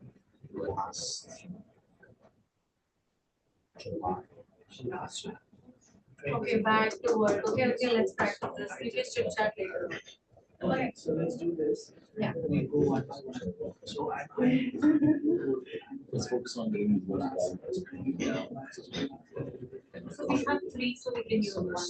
Yeah. No, you can mix it up. Whatever you have that. Whatever you want. Accurate. So. So if I can more in your pocket now. See, I'm the buyer, and you're the. You're I'm asking. okay, go on. So I. I didn't read any of that either. So I don't know. But let's see. I understand these days, I have heard these stories that a lot of people who are already having, I just want to ask you one thing. I think this school. Someone who will cut their fees, let me ask you this, like, if this realtor cannot negotiate their fee with you, do you think that at the time of your, sale of your house, we would be able to negotiate for your house? Maybe they're not desperate for business. Conversation, right? So it's not really giving your answer, it's leaving the door open. Yeah, Anybody online? so they're desperate. I mean, all of the options say. Conversation later. Why do you think they're that sensitive businesses, right? They're cutting their commission by, let's say, another 1%. That means they have to chase more deals to make the same amount of money. So when it comes to the negotiation of their homes, do you think the agent that's satisfied with So the you're selling. is gonna cut you, the seller, short of the value of your home? Right? It might cut, let's say you want 5.5% offer. I give you that 0.5%, right? But what's gonna happen is you'll come across a realtor who's trying to represent and negotiate for you. They get an offer on the table and they are ready to cut their commission. What they want is to make that cent. They're gonna do what they can to make that cent. I, as your realtor, am asking for higher commission because my brokerage has a proven track record. So if you're. 60 years in Mississauga, top selling. You We don't just miss it. 4%. You said that they I will. was just cut the other half. This is what I want. Exactly. Our brokerage, we're not in the business of. I mean, Because these are legit objections. yeah, I mean, I can start with something. Our brokerage, we're in the business of selling. If you list with us, we are going to sell your home at the value that you, or at the value that it is. Okay, so. I feel like I rambled too much. though. No, but then it was really good point which you made that someone who's desperate for the business right now will be desperate to close even if it's not going in your favor. Yeah. Otherwise, I would have asked, okay, how does that impact? I mean, yeah. So then, like, let's say if there is an offer which is coming for 8, now the realtor in between is desperate, out of desperation, he'll take the business from you. Out of desperation, the negotiations will not take place and will, so this is very, very I think we covered all the good points. Yeah. Maybe the next one and can be the buyer. So you go to the next one. And then Which one? you This get one? your own. Yeah, we read it and then we. But then. But so we're negotiating for salary. Oh, they don't. So we're trying to get their property so we can list it. Yeah. Okay, Yeah. that's awesome.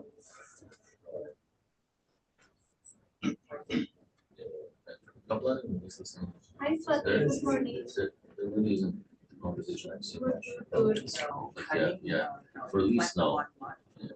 Huh. Especially because it's the same amount of paperwork.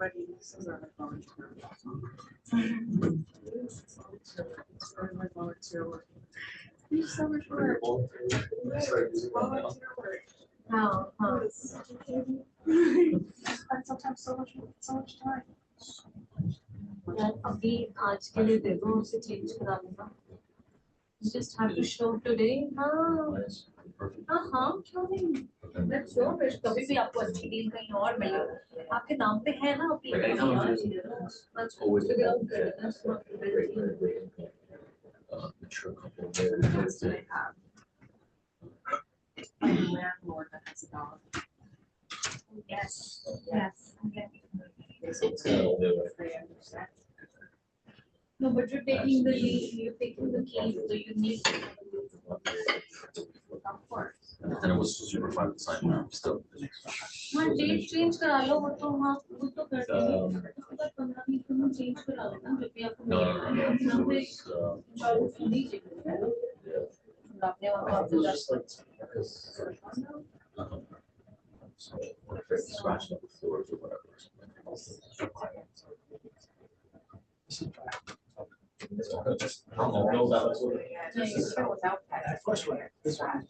Yeah, अभी आप please low please का करो और फिर figure out कर लेंगे so it sells quickly. we do first step because वो unnecessarily you know No, I was a difference in नहीं और मैं honestly, it's the same. Right, you're बस चाबी ले लेना हाँ हाँ आप पूछ लेना हाँ हाँ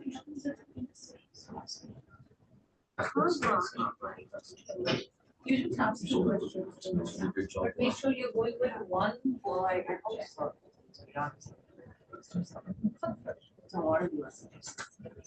Yeah. तो मैं कुछ या फिर अगर आप लगाए तो मैं अभी कर रही हूँ That's actually rich. हाँ हाँ हाँ बट आप तब तक ट्राई करना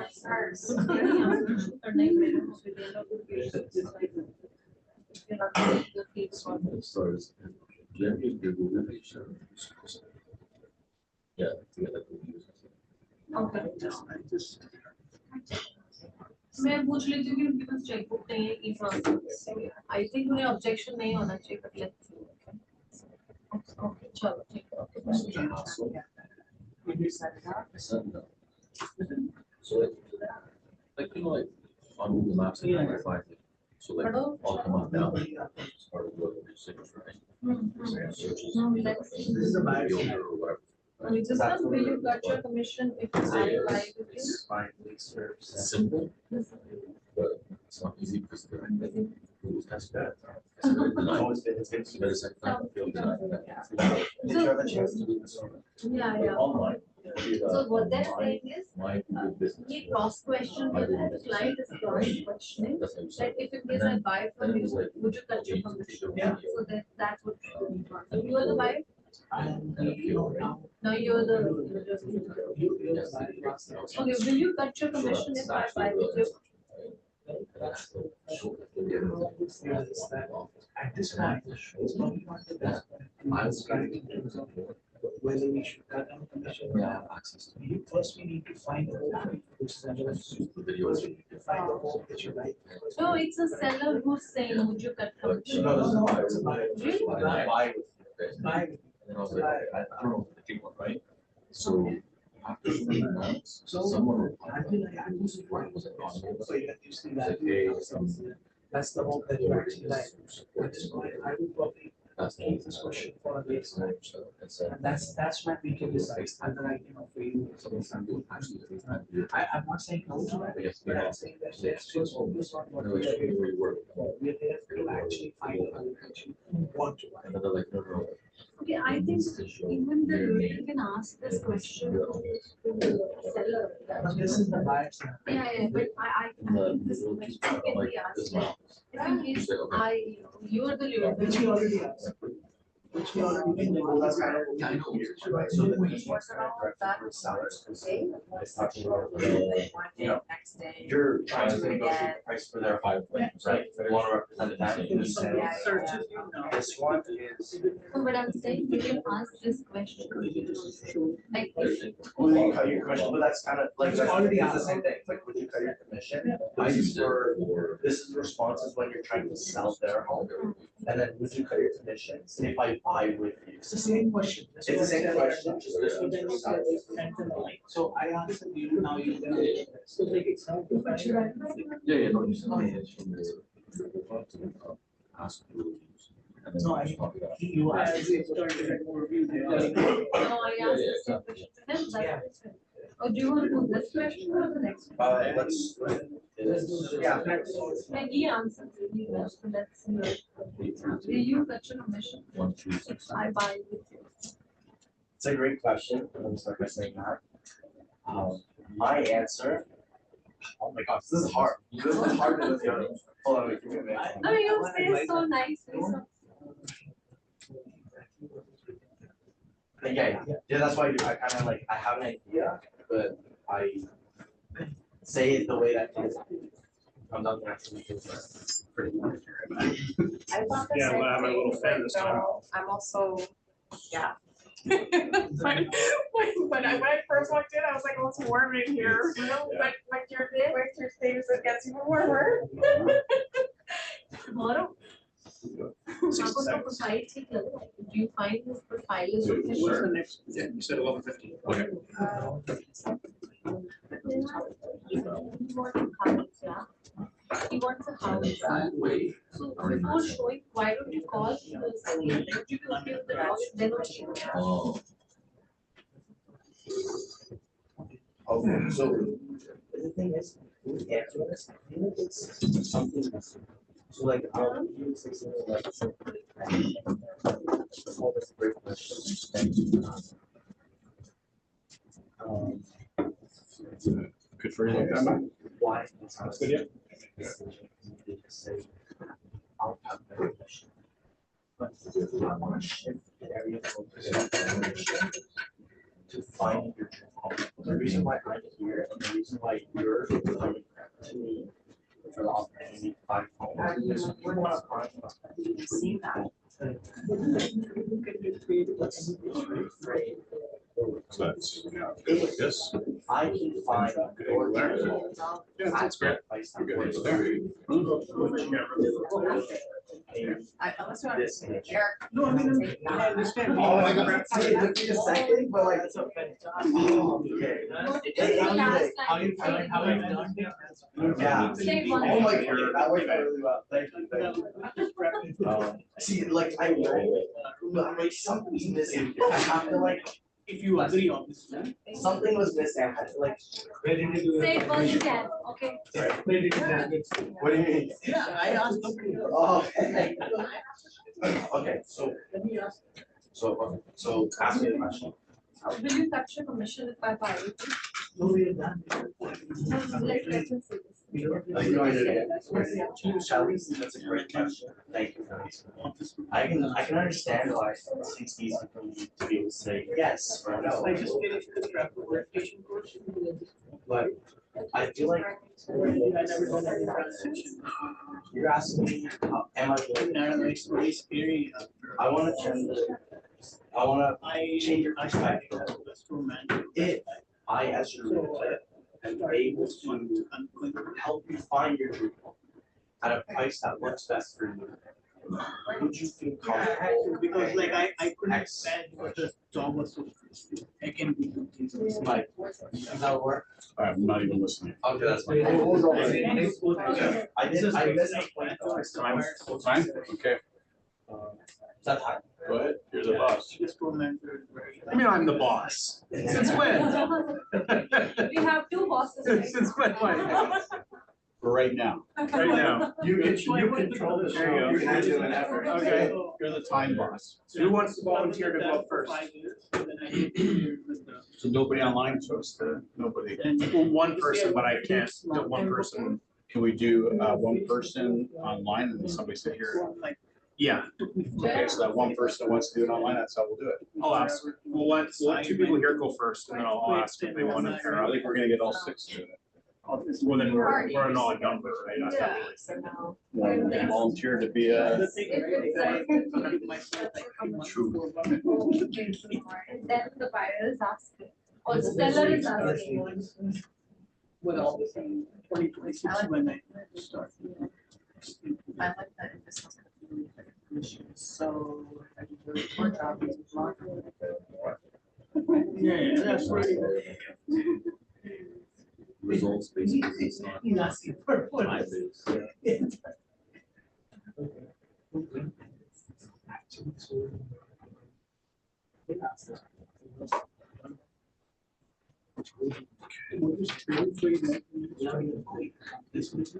So even with Mike was talking about that, I was working with Arya, I have so many pages so far, I did Arya. That's a good.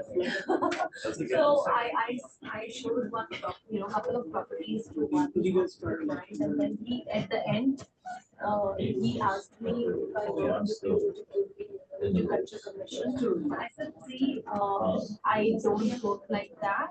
I understand, you might be expecting, but then I don't work like, I give 100% results. Just asking, And I want So they need to pair up with someone. because, that will help me to perform better. Yeah. And then second thing is, out of, I do give $1,000 to my buyers, but then I don't negotiate.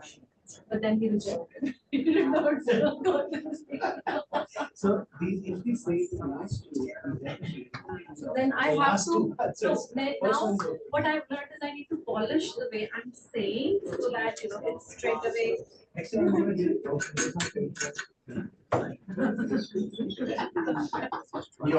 I like, when And then when I what give he these suggested. answers, I like So to when I leave in a little like personal story. So like you ask, if it sounds quickly, what do you kind of think? First, we need to get to this situation where we have these. No, but I think Mike is right that we need to practice that, because when we have a client and then we are practicing, we are losing. We You need to don't be practice, ready you don't, for. you don't wanna practice while you're not. With them, doing with them, You wanna right? have.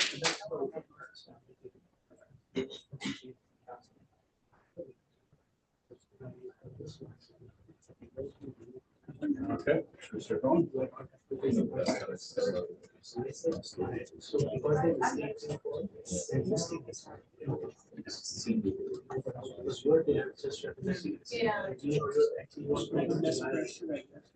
They thought that they could have to pay money. I said, no, it's still not okay. No percent we can do. You said that? Yeah. You said it? Yeah, they said. Well, we have the one that, Oh my God. So what I'm gonna do today, I'm gonna ask this to everyone on the video. But then the question, who's the responsibility? Yeah, no, I will pick the best one. So the last one, now you're the seller, and you are asking this question.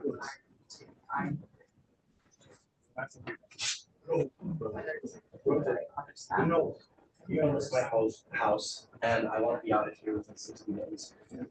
It sounds quickly, like, will you give me for your commission, like, will you give me a discount at any time? Well, then we should celebrate. I can get a champagne for you. If you are able to sell it in 60 days, you have time for 60 days.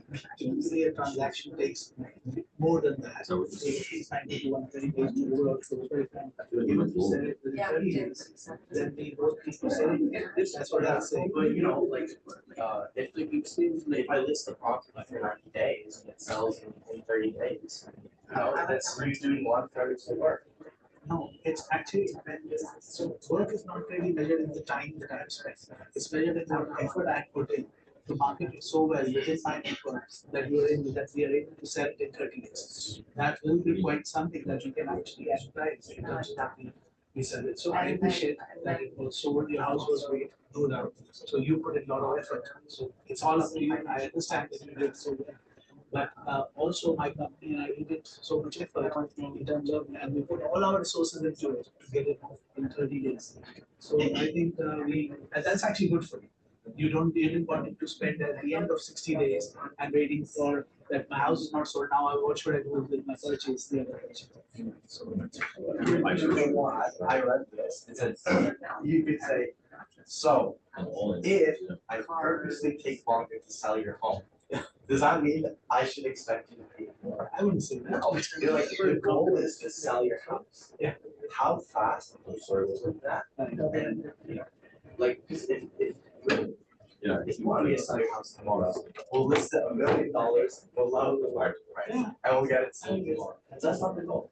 You wanna sell your house, at good value, what it's worth, that's what I want. So I said that's also another Consider So I have one doubt here, at the time of presentation, when we're talking about the commission and everything, we do say, okay, the goal is to sell the house and goal is to sell what price you're expecting. We're saying that. I think it's normal. But now let's come to the second scene where we are talking about what's the market. Yeah, the what is market. not. Yeah, There that's I also the feel, value of your home. I That's feel why I said like, the okay, I value. cannot make any fake promise Yeah, because if what if tomorrow, there is no buyer You already coming, knew it. then what answer I'm gonna give? you know what we talked about today? The new rep brings a buyer. So you can say, Commission all right, pays so you can X use, amount. yeah, you can say, That way okay, it's just so like- currently, Yeah. 1 in 5 homes is selling. You're telling me that if I can break that and actually sell your home, you want to know the rest. If anything, I should get a bonus. That's a good answer. And then you can say, like Wondering for if me anyone personally, I would kind of I would say, I'm so sure. I worked as a crew, so I'll say, my whole life I worked on a cruise. My whole life I worked for my father's construction company and I ran a crew. If my dad told At me the same time, it's that, hey, you're gonna get this done, you're gonna get this job done faster, 1 week faster, I'm gonna cut off your pay. No, you'd expect a bonus, but it's because you're getting the work done on time. Before the time limit, and you're getting it done properly. So you're gonna punish it. Maybe like So everybody's. I think we see Yeah, that, that's very right. good answer. Now everybody's gonna ask. Now everybody's kind of under you. When you're like handling these objections, right? Is it like, would you recommend having a personal aspect to it? And you're very well. Because I also, I don't wanna like ramble too much. And I then feel what like if you're the they first one. say, okay, that's what you think, if I'm doing a little faster, then, I should be getting the bonus instead of cutting it down. But what if they, let's say we list it and it takes 4 months and it's not sold, then would you cut it? Then will you cut? It's gonna be cut. If you list the property and it's sitting for 4 months, at that point, It's not the you bump know notes, that it's something happened. it's the stream. I'm never gonna Zoom to list the property. Like, on all the other videos, I download them, right? Data and dimensions of what's happening, how many people are being. But we're past 12 now. Let's go. All right, everybody, well, I have a we question. gave you an extra 10 minutes because you guys were actually doing some deep dialogue and discussion. It's great. I'm I gonna think, use this on the. That reminds us. I'm gonna ask everyone. oh, did you? Yeah, Hamper does all of this in their workshops. Okay. But I think, as he said, that we need to do it every day, so Oh, yeah. that, We have a every- realtor that's in here at 7:30 every day, Monday to Friday, doing it with people across North America. So some of those people are up at 4 AM in their time zone in California. Oh. Yeah.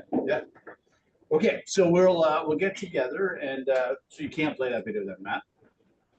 No, well, not for the people who don't know. Okay, so put it up just to start, in this first second. Well, actually, don't do that yet. So I'm gonna ask a question. We talked about internalization and memorization. Remember that, the slide we had? So has anybody memorized God Save the King? The national anthem of Great Britain. If I gave you God Save the King right now to sing or to even say the words, how good would you be at? If I gave you the words, you could read them, memorize them, how good would you be? Not that good. Pardon? Not that good. Not that good. So I gave you O Canada. Everybody know how to sing O Canada? How good are you at that? Why? Because we practice quite well. Practice and you kind of like. Okay, so we were gonna try and download off of YouTube O Canada, but it's not gonna work very well. So why don't we do this instead? We won't sing it because you don't want to hear me sing. Trust me, it is bad news. God gave me many talents and one of them is not singing. So let's do the words to O Canada. Ready? Can you bring the lyrics up? Okay, do that. Actually, let's not do that. I want to see how well you guys are. I'm going to follow you. Ready? So let's start. I'll start at O and take it away.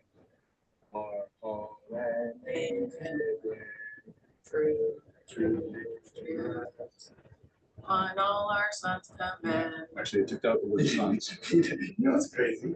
They took that out a couple years ago. It's all of us command. Yeah, they did. And I don't know. With glowing Hearts. hearts, we see and you rise. The true north strong and free. Oh, from far and wide. Oh, Canada, we stand on guard for thee. God, keep our land glorious and free. Oh, Canada, we stand on guard for thee. Oh, Canada, we stand on guard for thee. All right, so I've never done this before in a I class. should know this because I was in high school 6 years ago. Okay, so every day before class, they would play that right on the PA system. Me too, that's 30-something years ago. But this is something we're familiar with. We don't do it every day and practice it every day. So look at how we struggled through the national anthem of something we've heard probably thousands of times. Well, if you're not practicing it regularly, we don't realize it took the word sons out, right? Because with us, which is recent. It just goes to prove how important it is to practice things.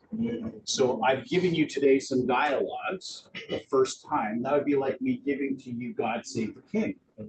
Now you would be able to read God Save the King. You wouldn't be able to memorize it and definitely not internalize it.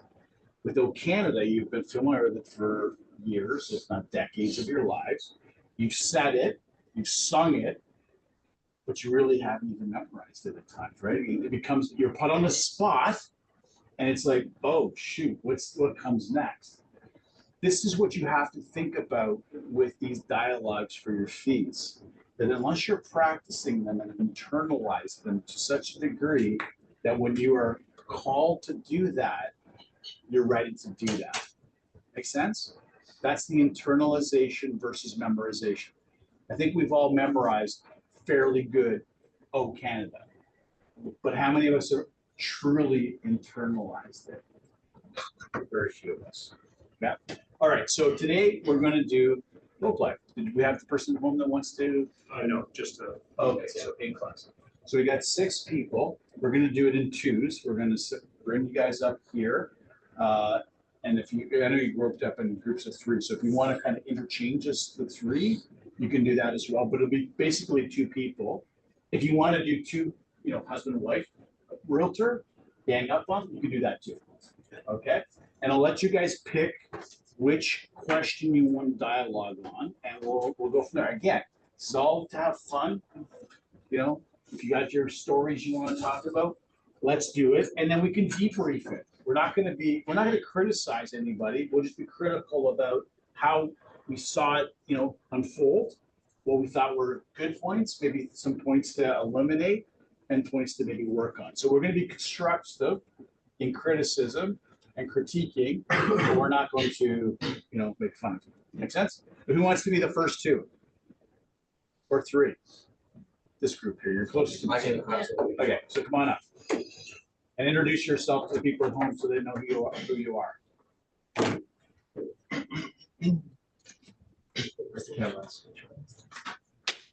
All the best. This one? Yeah, together, right? Hello, my name is Adrian. I'm excited to be here. Introduce yourself. Hi, I'm Rohit. We would take the question number one. Another realtor said they would cut their commission. Yeah, bring your book. Honestly, like if you're not comfortable, bring the book and read from it if you have to. Like we're getting you out of the running blocks. We're running a 100-meter race here, and you're in the starting blocks of experience. Yeah. You're not going through the finish line like you just won the gold medal yet. Like you're working your way down the track. Okay. So if you need to read it, go ahead.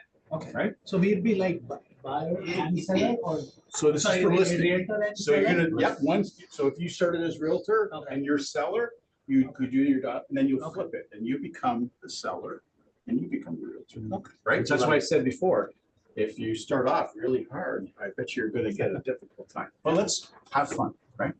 Would you like me to sell it first? Okay, sure. Okay. So make sure you talk in a nice full voice so the mic picks it up. Clear my throat for this one. Okay, so. Oh, actually, another realtor said they would cut their commission from you. Is this something you'd be willing to do? Yeah, well, I know that there are some realtors who do that. My company and I, we don't do that for specific reasons, and I'll tell you why. We when we are in to basically sell your home, we are not only to list your home. We are here to actually sell your home at a price that you want it to be sold, as well, and also in the time frame that you want it to be sold. So we definitely want to support you in that way. That is our first objective. That's what we are going to focus on. There will be realtors who would be willing to say that even we can do it in $1,000 or something like that. But do you get the same level of service or a backing of an organization like Royal Limited Signature, who have 1,800 age listing agents, and your listing would be advertised all over? So that's something that we bring on the table. We bring the organization, we bring my expertise as years of experience in selling in and buying within the current market. And of course, I want you to gain as much as possible from the sale. That's what the intent is. You don't want you want your home to be sold at the best possible price, at market or above market, and you should get your full money for that, your home. That's what the intent is. So we don't do that. Mhm. How do I reply to that? So what is so if I were to list with someone who, for example, they're willing to take off a 1% commission, what would be the difference between the service that you provide me and the service that you expect them to provide me? Yeah. So first of all, I would kind of question why are they willing to take just 1% commission of that. Now you understand that a commission has two parts. There's a we would be there's a listing brokerage, but there is also a cooperating brokerage. So whatever your commission is, half of that 2.5% would go to the cooperating brokerage. So let's come to the 2.5% that you're expected to pay me as the commission for the listing brokerage. Now within that, so there are certain expenses that and things like that, which I'll show you on the chart, and you can have a look at that. This we talk about. So listing your home does not only mean that you sign up here and tomorrow your home is on the site. We will arrange for the staging, the photography, the advertising, social media. All of that comes with it. All of that comes. So what is important for you to know is to ask the other agent as well in terms of what they offer actually, and maybe talk to some of the testimonies, look at some of their testimonials or talk to their clients. I would be very happy to introduce you to some of my clients who can probably vouch for me and who can tell you about what we offer as a service. Or you can go online also and check without my intervention. So that's something you should focus on. I'm not saying about no to cutting down a commission or so. What I'm saying is that you need to find value in us. That's something that is more important. And our focus right now is only to sell your home. That is our focus. So I don't want to move away from that. Typically, as an organization, we do not cut down commission. So is there a possibility that I can cut commission, or is it just flat no? Well, I would say that at this point, I would say that we do not offer a reduction in commission.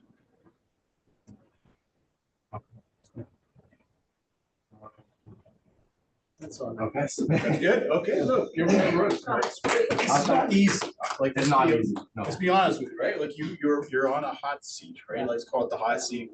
And yes, I did let you guys know we were doing this last week, but still, like, here you are. So congratulations, first of all, for you're being our first realtor that was in the hot seat. It's a major accomplishment.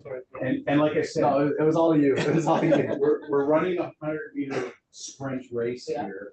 And you're not going across the finish line the first time you do it, but you've now made yourself, go 15, 20 meters down the track. So Right? And so what you just did now, you'll remember this forever. Yeah. Essentially, right? So when you're sitting in front of a seller, it's gonna ask those similar questions. Well, you've already done it in a safe space, safe environment. You guys have got to witness that, right? To see how that looks from, an outside looking in perspective, right? And you may have thought, oh, I loved what was said, or I would have maybe said it this way. I would have not said this. Like, this is all part of your learning experience, right? So congratulations. I thought you did really well. Thank you. Thank you. It's not easy to do this, right? Like, It's a lot harder up here. Even sitting as the seller, it's harder for me to think of these. I think it's these when you're doing it questions, alone. right? It was much easier there. Right, yeah, and that's why I enjoy being a teacher too, right? It's like you guys challenge me with stuff, and it's basically all of these internalized things over the years that I've practiced to develop that response, and so you'll do that too, right? Any kind of questions or thoughts you had, like how did you feel like you did? So initially I was going wrong with my English a bit. Okay. So I thought I'll be more fluent in terms of planning. Yes. But, hopefully, as a practice, it will happen. Yes. So that was one thing I wanted to give this response. So it came from internalizing it. Right. That's what I didn't move away from what I stood up for from the 100%. start. Yeah. So that's. If you could have done something differently, what would you have done? There would be more scenarios. I could bring about more data, like the point that you The mentioned data. during that only 1 in 5 home sells. Right. That's something I could have bought.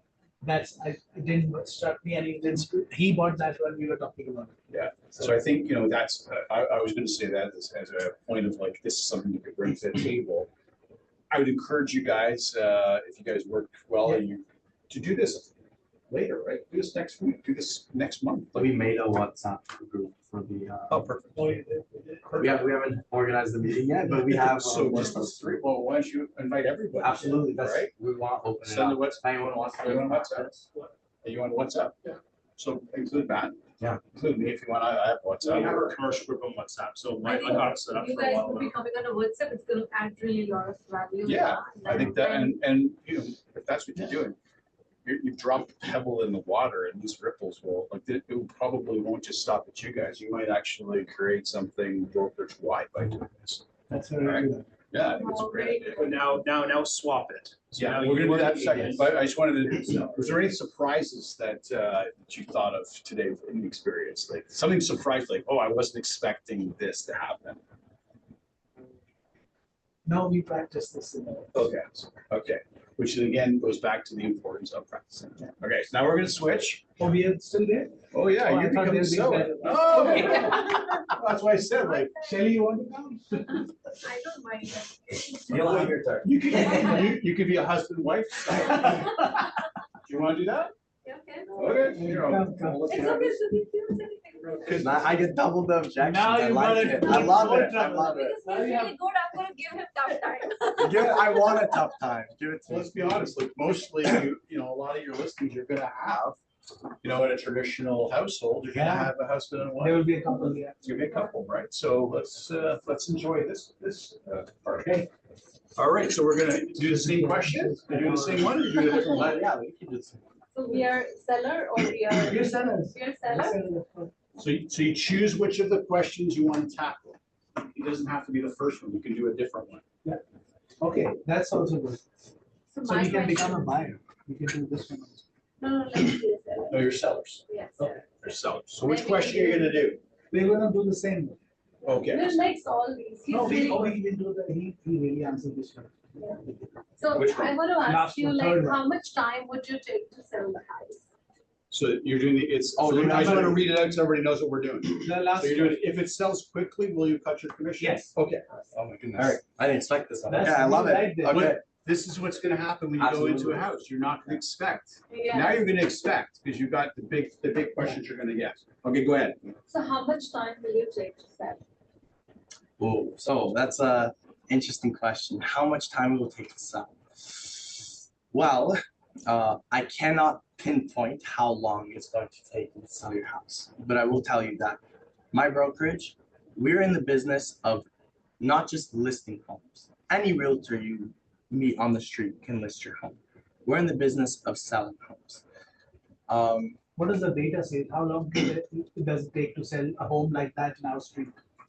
Excellent question. So the average for the market today, 1 in every 5 homes sells.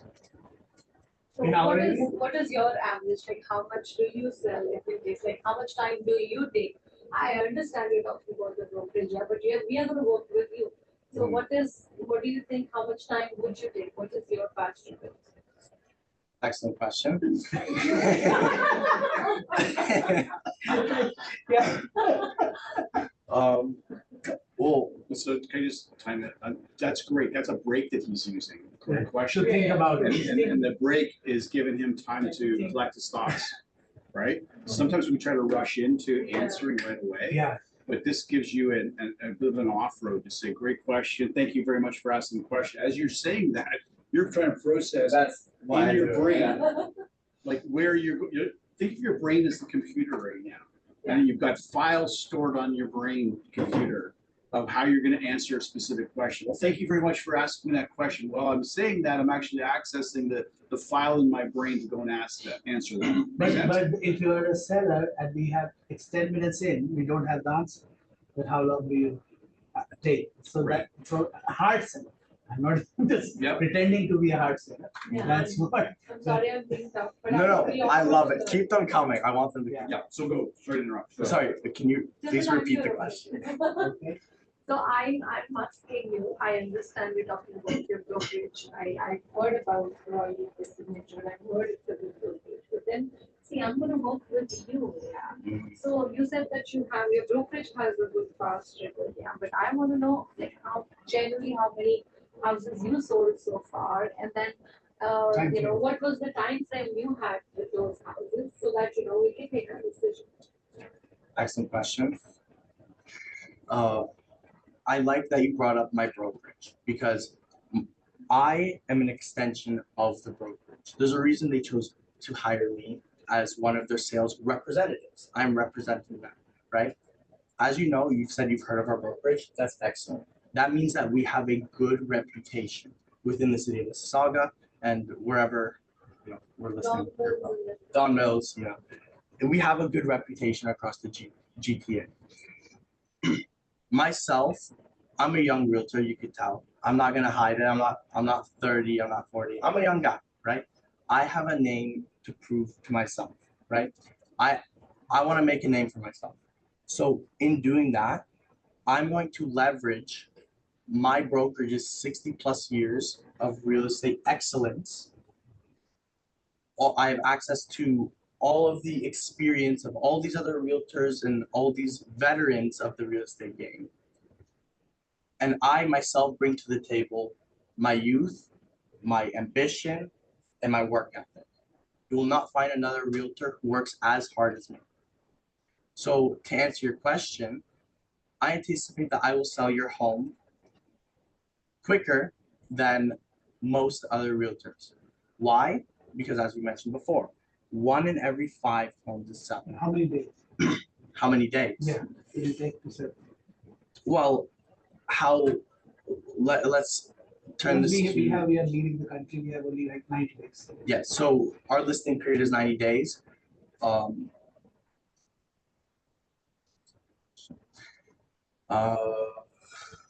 Yeah, number.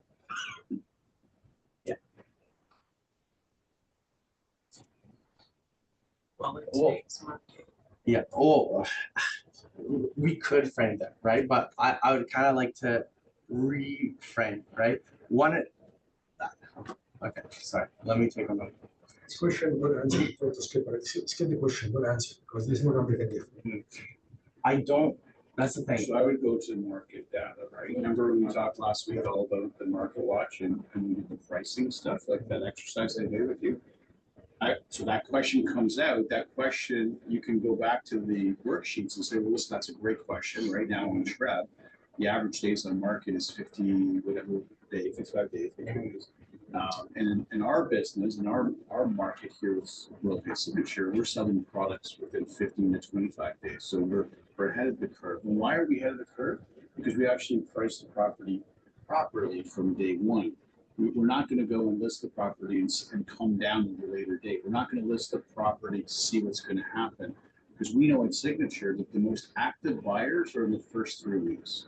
And so that's why we can sell properties within the 21 days. Does that answer your question?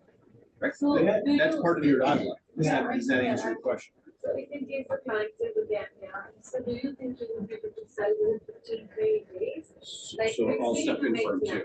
Well, that's a great question. Thanks for asking. But you know what? If I could answer that specifically right now for you and say that I'm going to sell it in 17 days, I wouldn't be selling real estate. I'd be down in Las Vegas. I'd have my own show with David Copperfield predicting the future. I can't predict the future. Hope you understand that. What I can predict and build in that formula for you is that within this time frame, with these types of services and these types of packages and what I offer, I can almost guarantee you that I'll sell your property between 15 and 25 days, maybe sooner. So if, now, coming back to that question, so if you're confident that you'll be able to sell with the time frame that you mentioned, and our listing is overall for 90 days, so if you are able to sell it, let's say in 30 days, will you cut your commission for us? No, I would never do that. Why would I reduce the fee? I know we like to talk commission. It's actually a fee, right? A lawyer charges a fee, doesn't charge a commission. So the fee, I understand. There's a lot of realtors that are going to do that. But what's the value that they have in their own business if they're willing to reach into their pocket right now, today, at the listing table, and hand over their fee, what they're going to support their family with? They don't have much confidence in themselves to negotiate for themselves. How much confidence do you have in me if I'm going to do that when an offer comes in with another realtor that's equally experienced as I am? I'm going to reach into your pocket and give them your value of your property. I'm here to tell you, I don't do that for myself, and I would never do it for you. But beware of the realtor that's going to do it for themselves, because that realtor is going to do it to you. Does that make sense? Yep.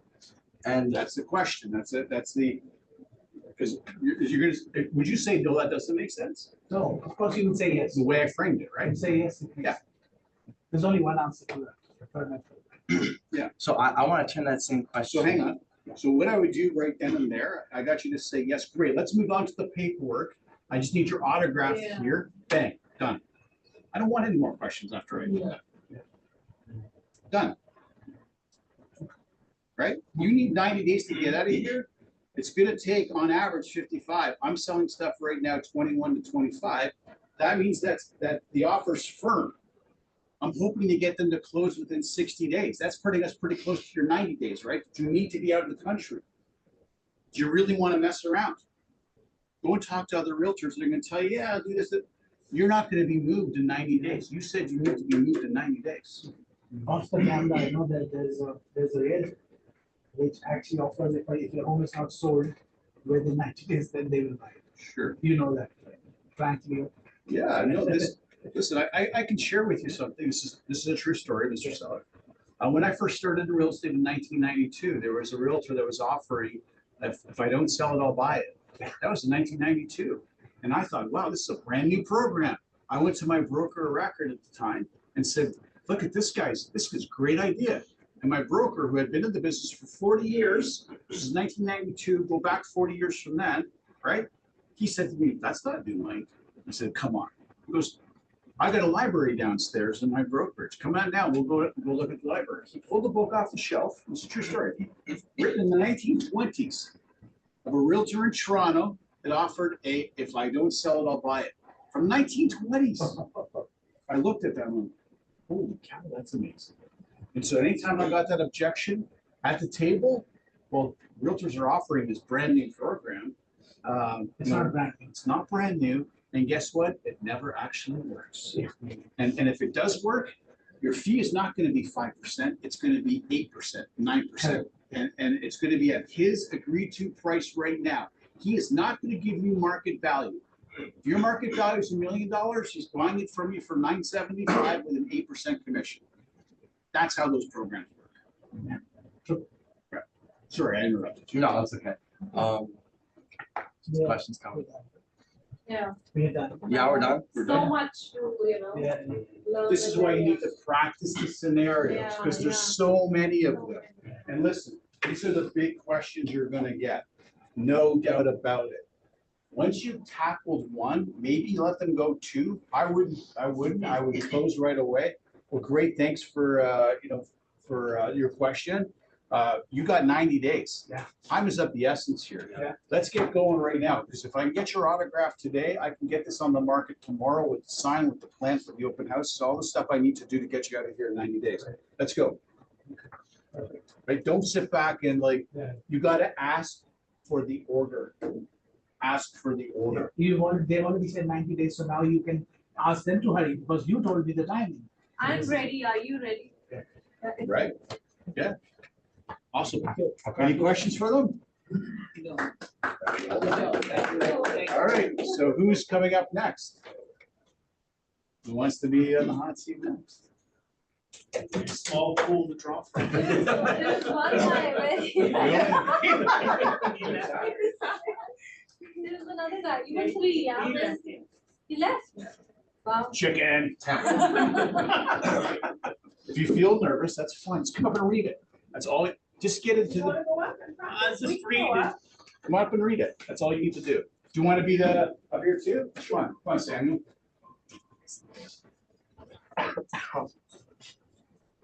So you know we're doing the workbook. Get a copy of the workbook there, yeah. Do you want to be the realtor or the seller? Be the realtor? Okay, so come on up. You can be husband and wife up here. Right? Give him the hard question. Yeah. So you guys are the husband and wife. And you're the realtor. Okay? Introduce yourselves to everybody at home first, okay? I'm sorry, white. Sami Habib, house owner. Kulbinder, realtor. Awesome. All right, so which question are you guys tackling today? Which one is that? If it sells quickly. If it sells quickly, will you cut your commission? Okay, so you're the seller, you're the sellers, and you're the realtor. Go ahead. So how soon is in the house? How soon is in the house? How many days in the market to the house sell? Can we leave this question? Come to this part. Okay. Around figure, how many days? I can predict the future, but like on an average, it takes about 60 days. But obviously it can sell quicker. It all depends on like the market.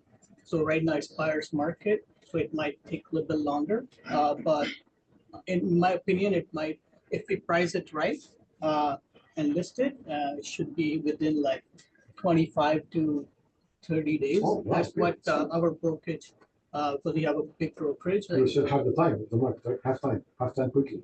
Yeah, it could happen, yes. So can you cut the commission for half? Yes, so it's a good question, but in my profession, we get compensated on our results, and my result is to sell your home quicker. And if I sell it quicker, maybe you owe me a bonus. Because So the 5% goes to your pocket in full, or that's portion of it? The it's just 5%? a portion of it actually, because like, since you might not understand, Oh, okay. it goes Great. toward like corporate and brokerage, like half of it. And Oh. then obviously, the half of it goes to us, and then it splits from there. That's how it actually works. So I'm not getting the 5%. Oh, okay. So figure half, how much can you cut out of this half? I usually don't cut any commission because like that's my principle. Like, so we are here to provide you the service. Maybe we can provide you better value in your selling your home. We'll get you the better price. Okay.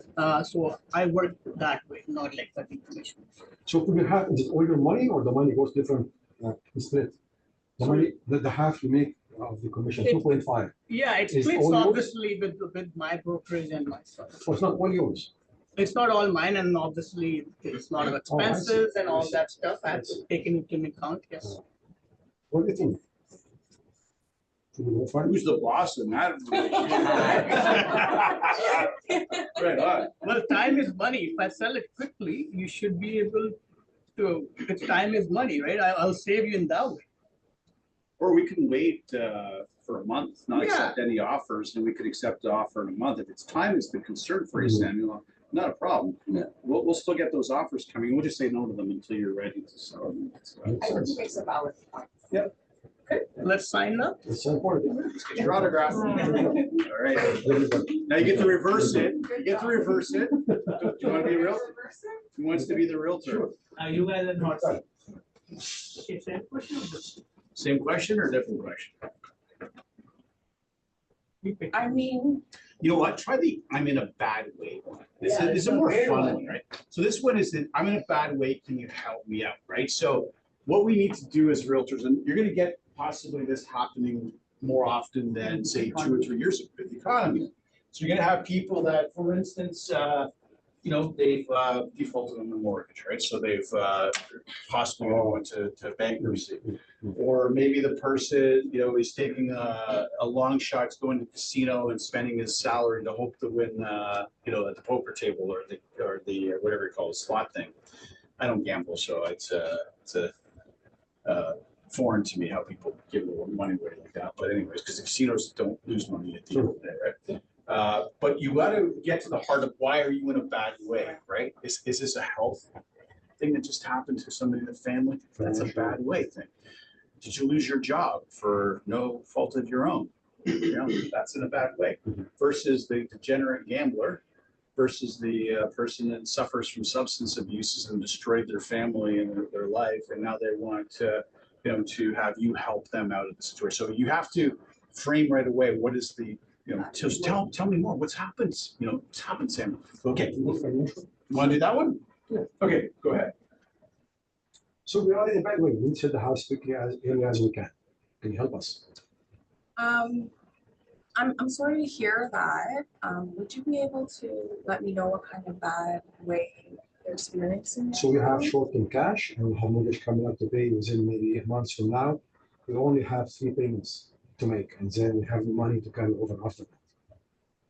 Oh, again, I'm really sorry to hear that. The whole economy is going through financial turmoil right now. Sure. Myself included, to be honest with you. Sales are down. We don't get paid unless that home sales are sells, down too. right? Sales down? Oh, sales are Ooh. down, yeah. And So how can we sell fast? maybe afterwards, I can lead you into the direction of a financial advisor or an accountant, to better the situation moving forward after we sell your home, of course. Because that's the goal, right? Sure. So can you sell it fast for us? Can you sell it fast within 3 months?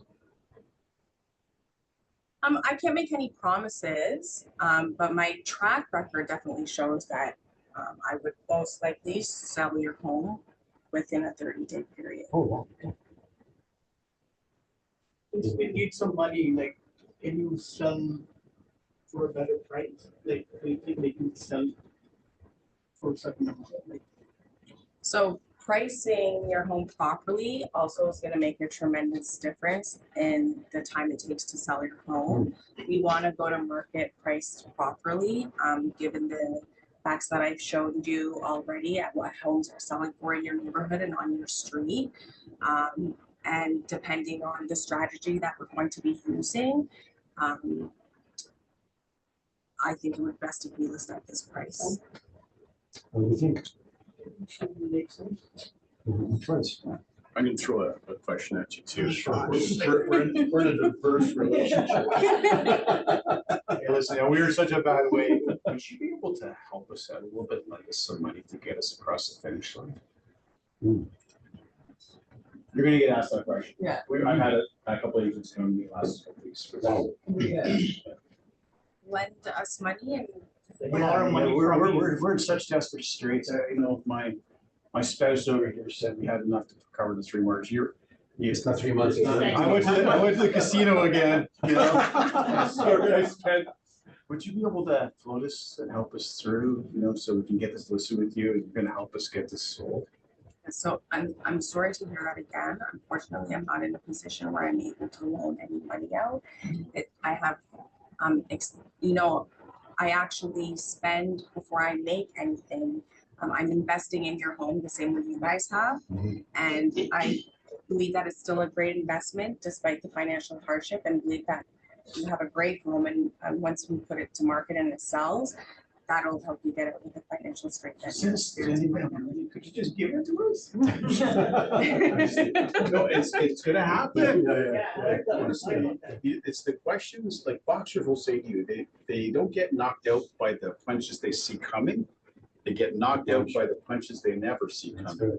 So that's a punch you would never see coming. But I'm hearing now, I've heard a couple instances where that's been asked in the last week and a half, 2 to 3 weeks.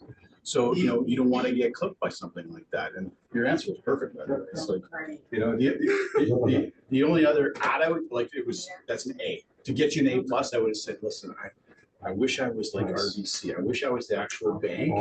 I'm not a bank. I'm like you. I'm struggling too, right?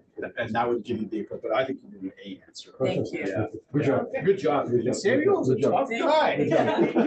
Samuel, you should be the realtor. Oh, look at that. Okay, so nobody else at home or anybody, okay, we're good? I want to ask you, like, if in case we say, like you just suggested that, you know, I'm also struggling. So are they not going to think if she's struggling, you know, with the finances, how she's going to help us? Like, do you think that statement is correct to use when we're talking about? It's up to you how you feel in the situation, right? Are you legitimately struggling? So I'm legitimately struggling. Like, so, and I don't think it's hard to not believe in the market that we're in today. Your sellers most likely work full time and receive a paycheck every 2 weeks. There's sometimes I don't receive a paycheck in 2 months. You know, like it's so, and you know, maybe your clients don't know, but maybe you suffer from a problem that you're not going to disclose, and maybe you know you have a gambling problem and you don't know how to manage your money, so you're struggling, right? You don't need to go into the depths of your struggle. But yeah, I would be just very frank with people, right? Maybe that's somebody, you know, in that conversation that I don't want to work with. Like I have that option as the realtor to say yes or no to you as my client. Is that person going to be a garbage truck to me and dump all their garbage on my front lawn? Or is this somebody that, yes, they have garbage in there through no fault of their own, and I'm going to help them, right? They've asked that kind of question, which, you know, is a, you don't see it coming question. And that's how, you know, you feel you want to answer. Or it's just, no, you don't tell them that you're also, you know, in you know, a situation where you're looking for every dollar too. Like at the end of the day, you would have showed them the statistics. The average realtor in Trev has only sold 1.44 houses right now, right? I've sold 7 houses right now. This year, I've sold 9 houses right now. The average realtor sold 1.44. I don't know how they exist. That's who you're also interviewing, is those realtors, not me. And so I'm not sure how they're able to actually facilitate something like that, right? Numbers don't lie, right? You just got to know those numbers. I think you guys did a great job. Thank you for having the courage, basically, to come up and do that. It's not easy to be in front of people and you know, risk in your mind embarrassing yourself or you know, thinking like, oh gosh, I don't know what to do here, right? So you guys took that big leap of faith. You will always remember that. And next time you're at a kitchen table and that same question pops up, you've already done it here, right? In front of the crowd and people online. How many people were online watching that? 10, 12? Matt's over there, he doesn't did. You got 10 people still? 10 online, Yeah, 10. so probably like 8. 8, there you go. 2 are me. Yeah, okay. So congratulations, we're gonna, next week now is our last class. We're gonna have bagels to start, like we always do, in coffee. And then we'll have a lunch afterwards. So next week is a case study. It's a Harvard business case study about real estate. We're gonna, get that, I'll see if I can, did you find the Word document of it? They're on the laptop. Okay. So we're gonna put it together in a nice little package again from Design for You. And we'll go doing more of this kind of group work in front of the eyes. The first part of it will be, like I did today, a little bit of a class about negotiations and things like that. We're gonna show you a couple of cute funny videos, one that me and Matt just laugh our butts off every time we see it, it's hilarious. And we'll finish off hopefully on a high, and you guys start that WhatsApp group and see where that goes, right? I think that's a brilliant idea. But never stop just practicing, right? So you got a taste of it. You dipped your toes into the deep end here. Next step is to try and jump in with each other, right? Yeah. Is that the end of the class? I was gonna ask, can I go one more time? Sure. Does somebody else want to go? You wanna be the realtor? Yeah, sure. You wanna go one more time, so. Yeah, really. As a realtor. You want to do sellers? Sure. Okay. Did everyone want two sellers or just the one? Come on, Samuel, you're Yes, I want you there. I want you there. This is awesome. You can ask any question. I kind of just want to Which question are you gonna do? I'm flexible to it. So Well, you know if you- what? I Forget a want question, anything. just go. Go for it. So if you double lent it, we cut your commission. Double-ended. So sorry, you guys are buyers, right? No, You're you're trying to sellers. you're trying to have us hire you to sell our house. Okay, but So wait, if you- sorry, but like double-ended, you mean If you find the buyer, find the buyer? if Okay, you double lent it, we cut your commission. that's an excellent question. If I double-end, so to my understanding, you're asking me that if I list your property and I go out of my way to find the buyer, will I cut my commission? Well, I don't want you to go out of your way, so please don't do that, but we would like to sell our house. So if you happen to stumble across a buyer, The buyer calls, you can see the house, you like it with an offer, and then you just cash the money for both ends. Mhm, mhm, It's too much money going to one pocket, so if you can just give us portion back. mhm, mhm. you won't be paying out 2.5% to the other side, so when we cut that 2.5%, you double lend it, so we're just paying 2.5 between. Good first question. Okay. And they asked it. You guys And they asked asked in a it, yeah. Brilliant way. Man, Both of you were in there. Yeah. That was awesome. okay.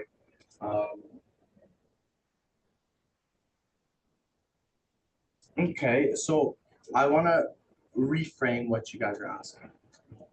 If the buyer comes in and let's say I find a buyer who's willing to give you the price that you're asking for within the time frame that you guys want to move out. I assume we discussed this earlier. You guys want to move out within 90 days. Is that right? Yeah. So if I'm able to find you a buyer who meets those criteria, would I, as your realtor, be fulfilling my obligations to you? Absolutely, yes. Right. Right, but there's no other realtor involved, so will you cut your commission to half? Oh, this is a good one. I'm stumped on this We one. go to 80-20. So there's only 20 homes selling out of 80. Mhm. I'm gonna hunt to find a buyer. There's no buyer floating around in the market now. I have to hunt to find one.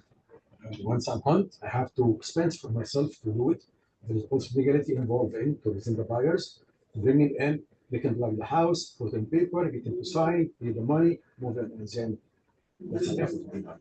So Okay, so I'm gonna bounce off of what you said. I'm gonna say, so, as we've discussed before, you guys know that 1 in every 20 homes is selling. that's correct. You know that. If I, as your realtor, am able to find that buyer, that 1 in 5 who's willing to purchase your home, would you not think that in and of itself is providing the value that you guys are looking for? Yeah, Ultimately, yes.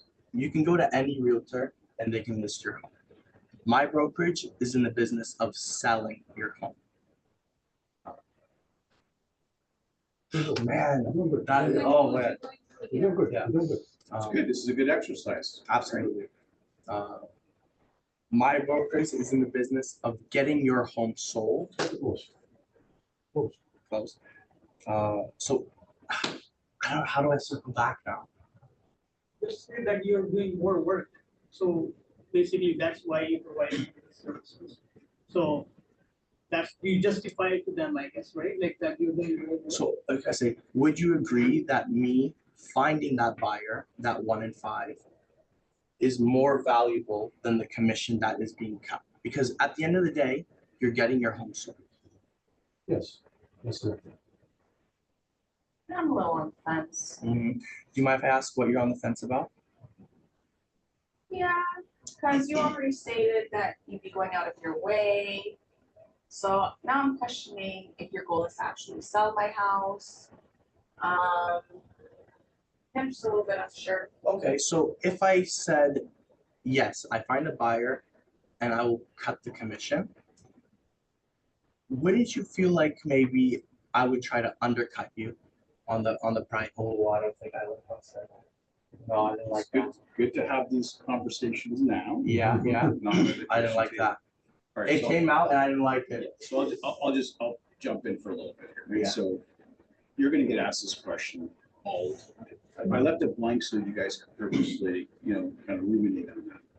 The reality is, Mr. and Mrs. Seller, there's 75,000 realtors that work within TREB. There's 105,000 in the province of Ontario that have access to the information to list that I'm gonna list your home.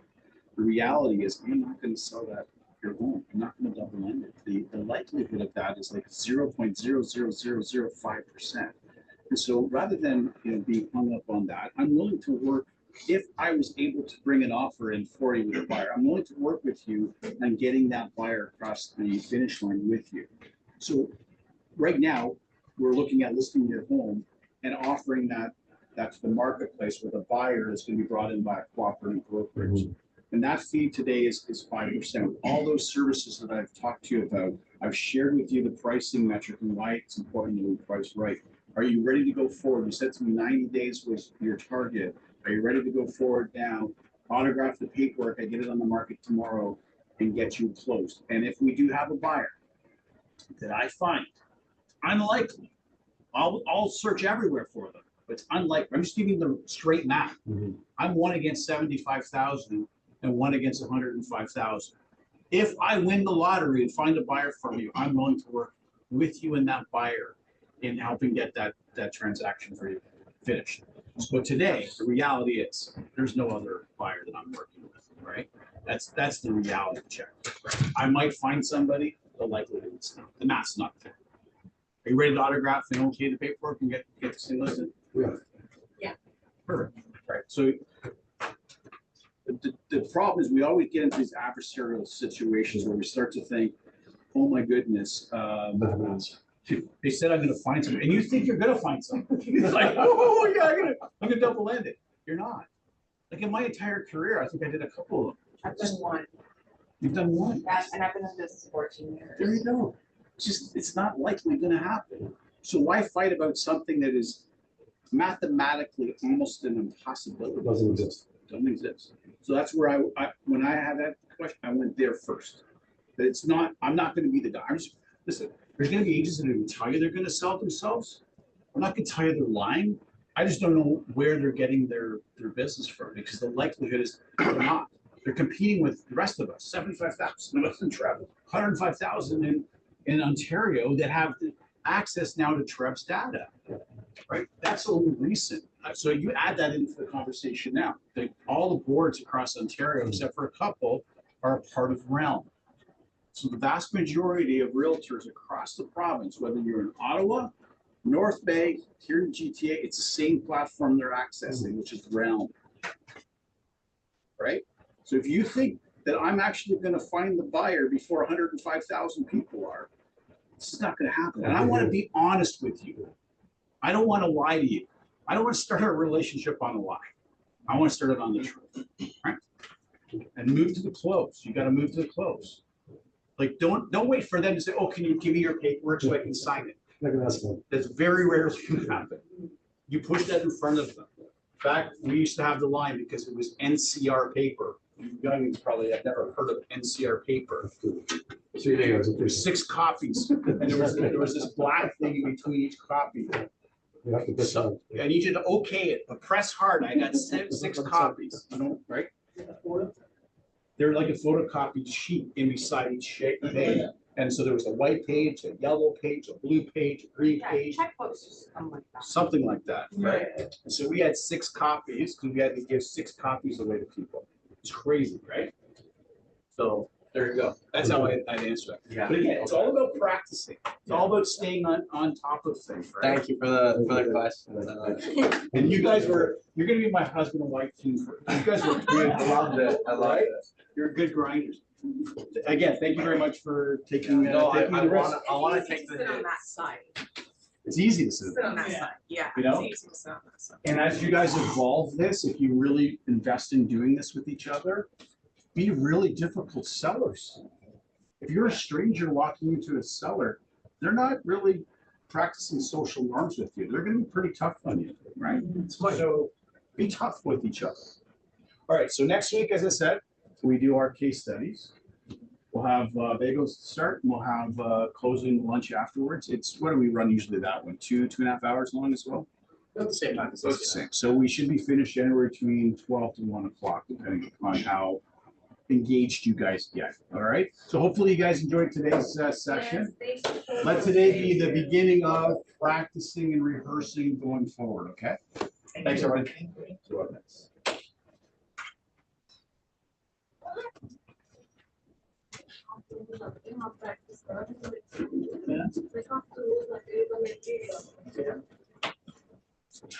This was somebody's workbook.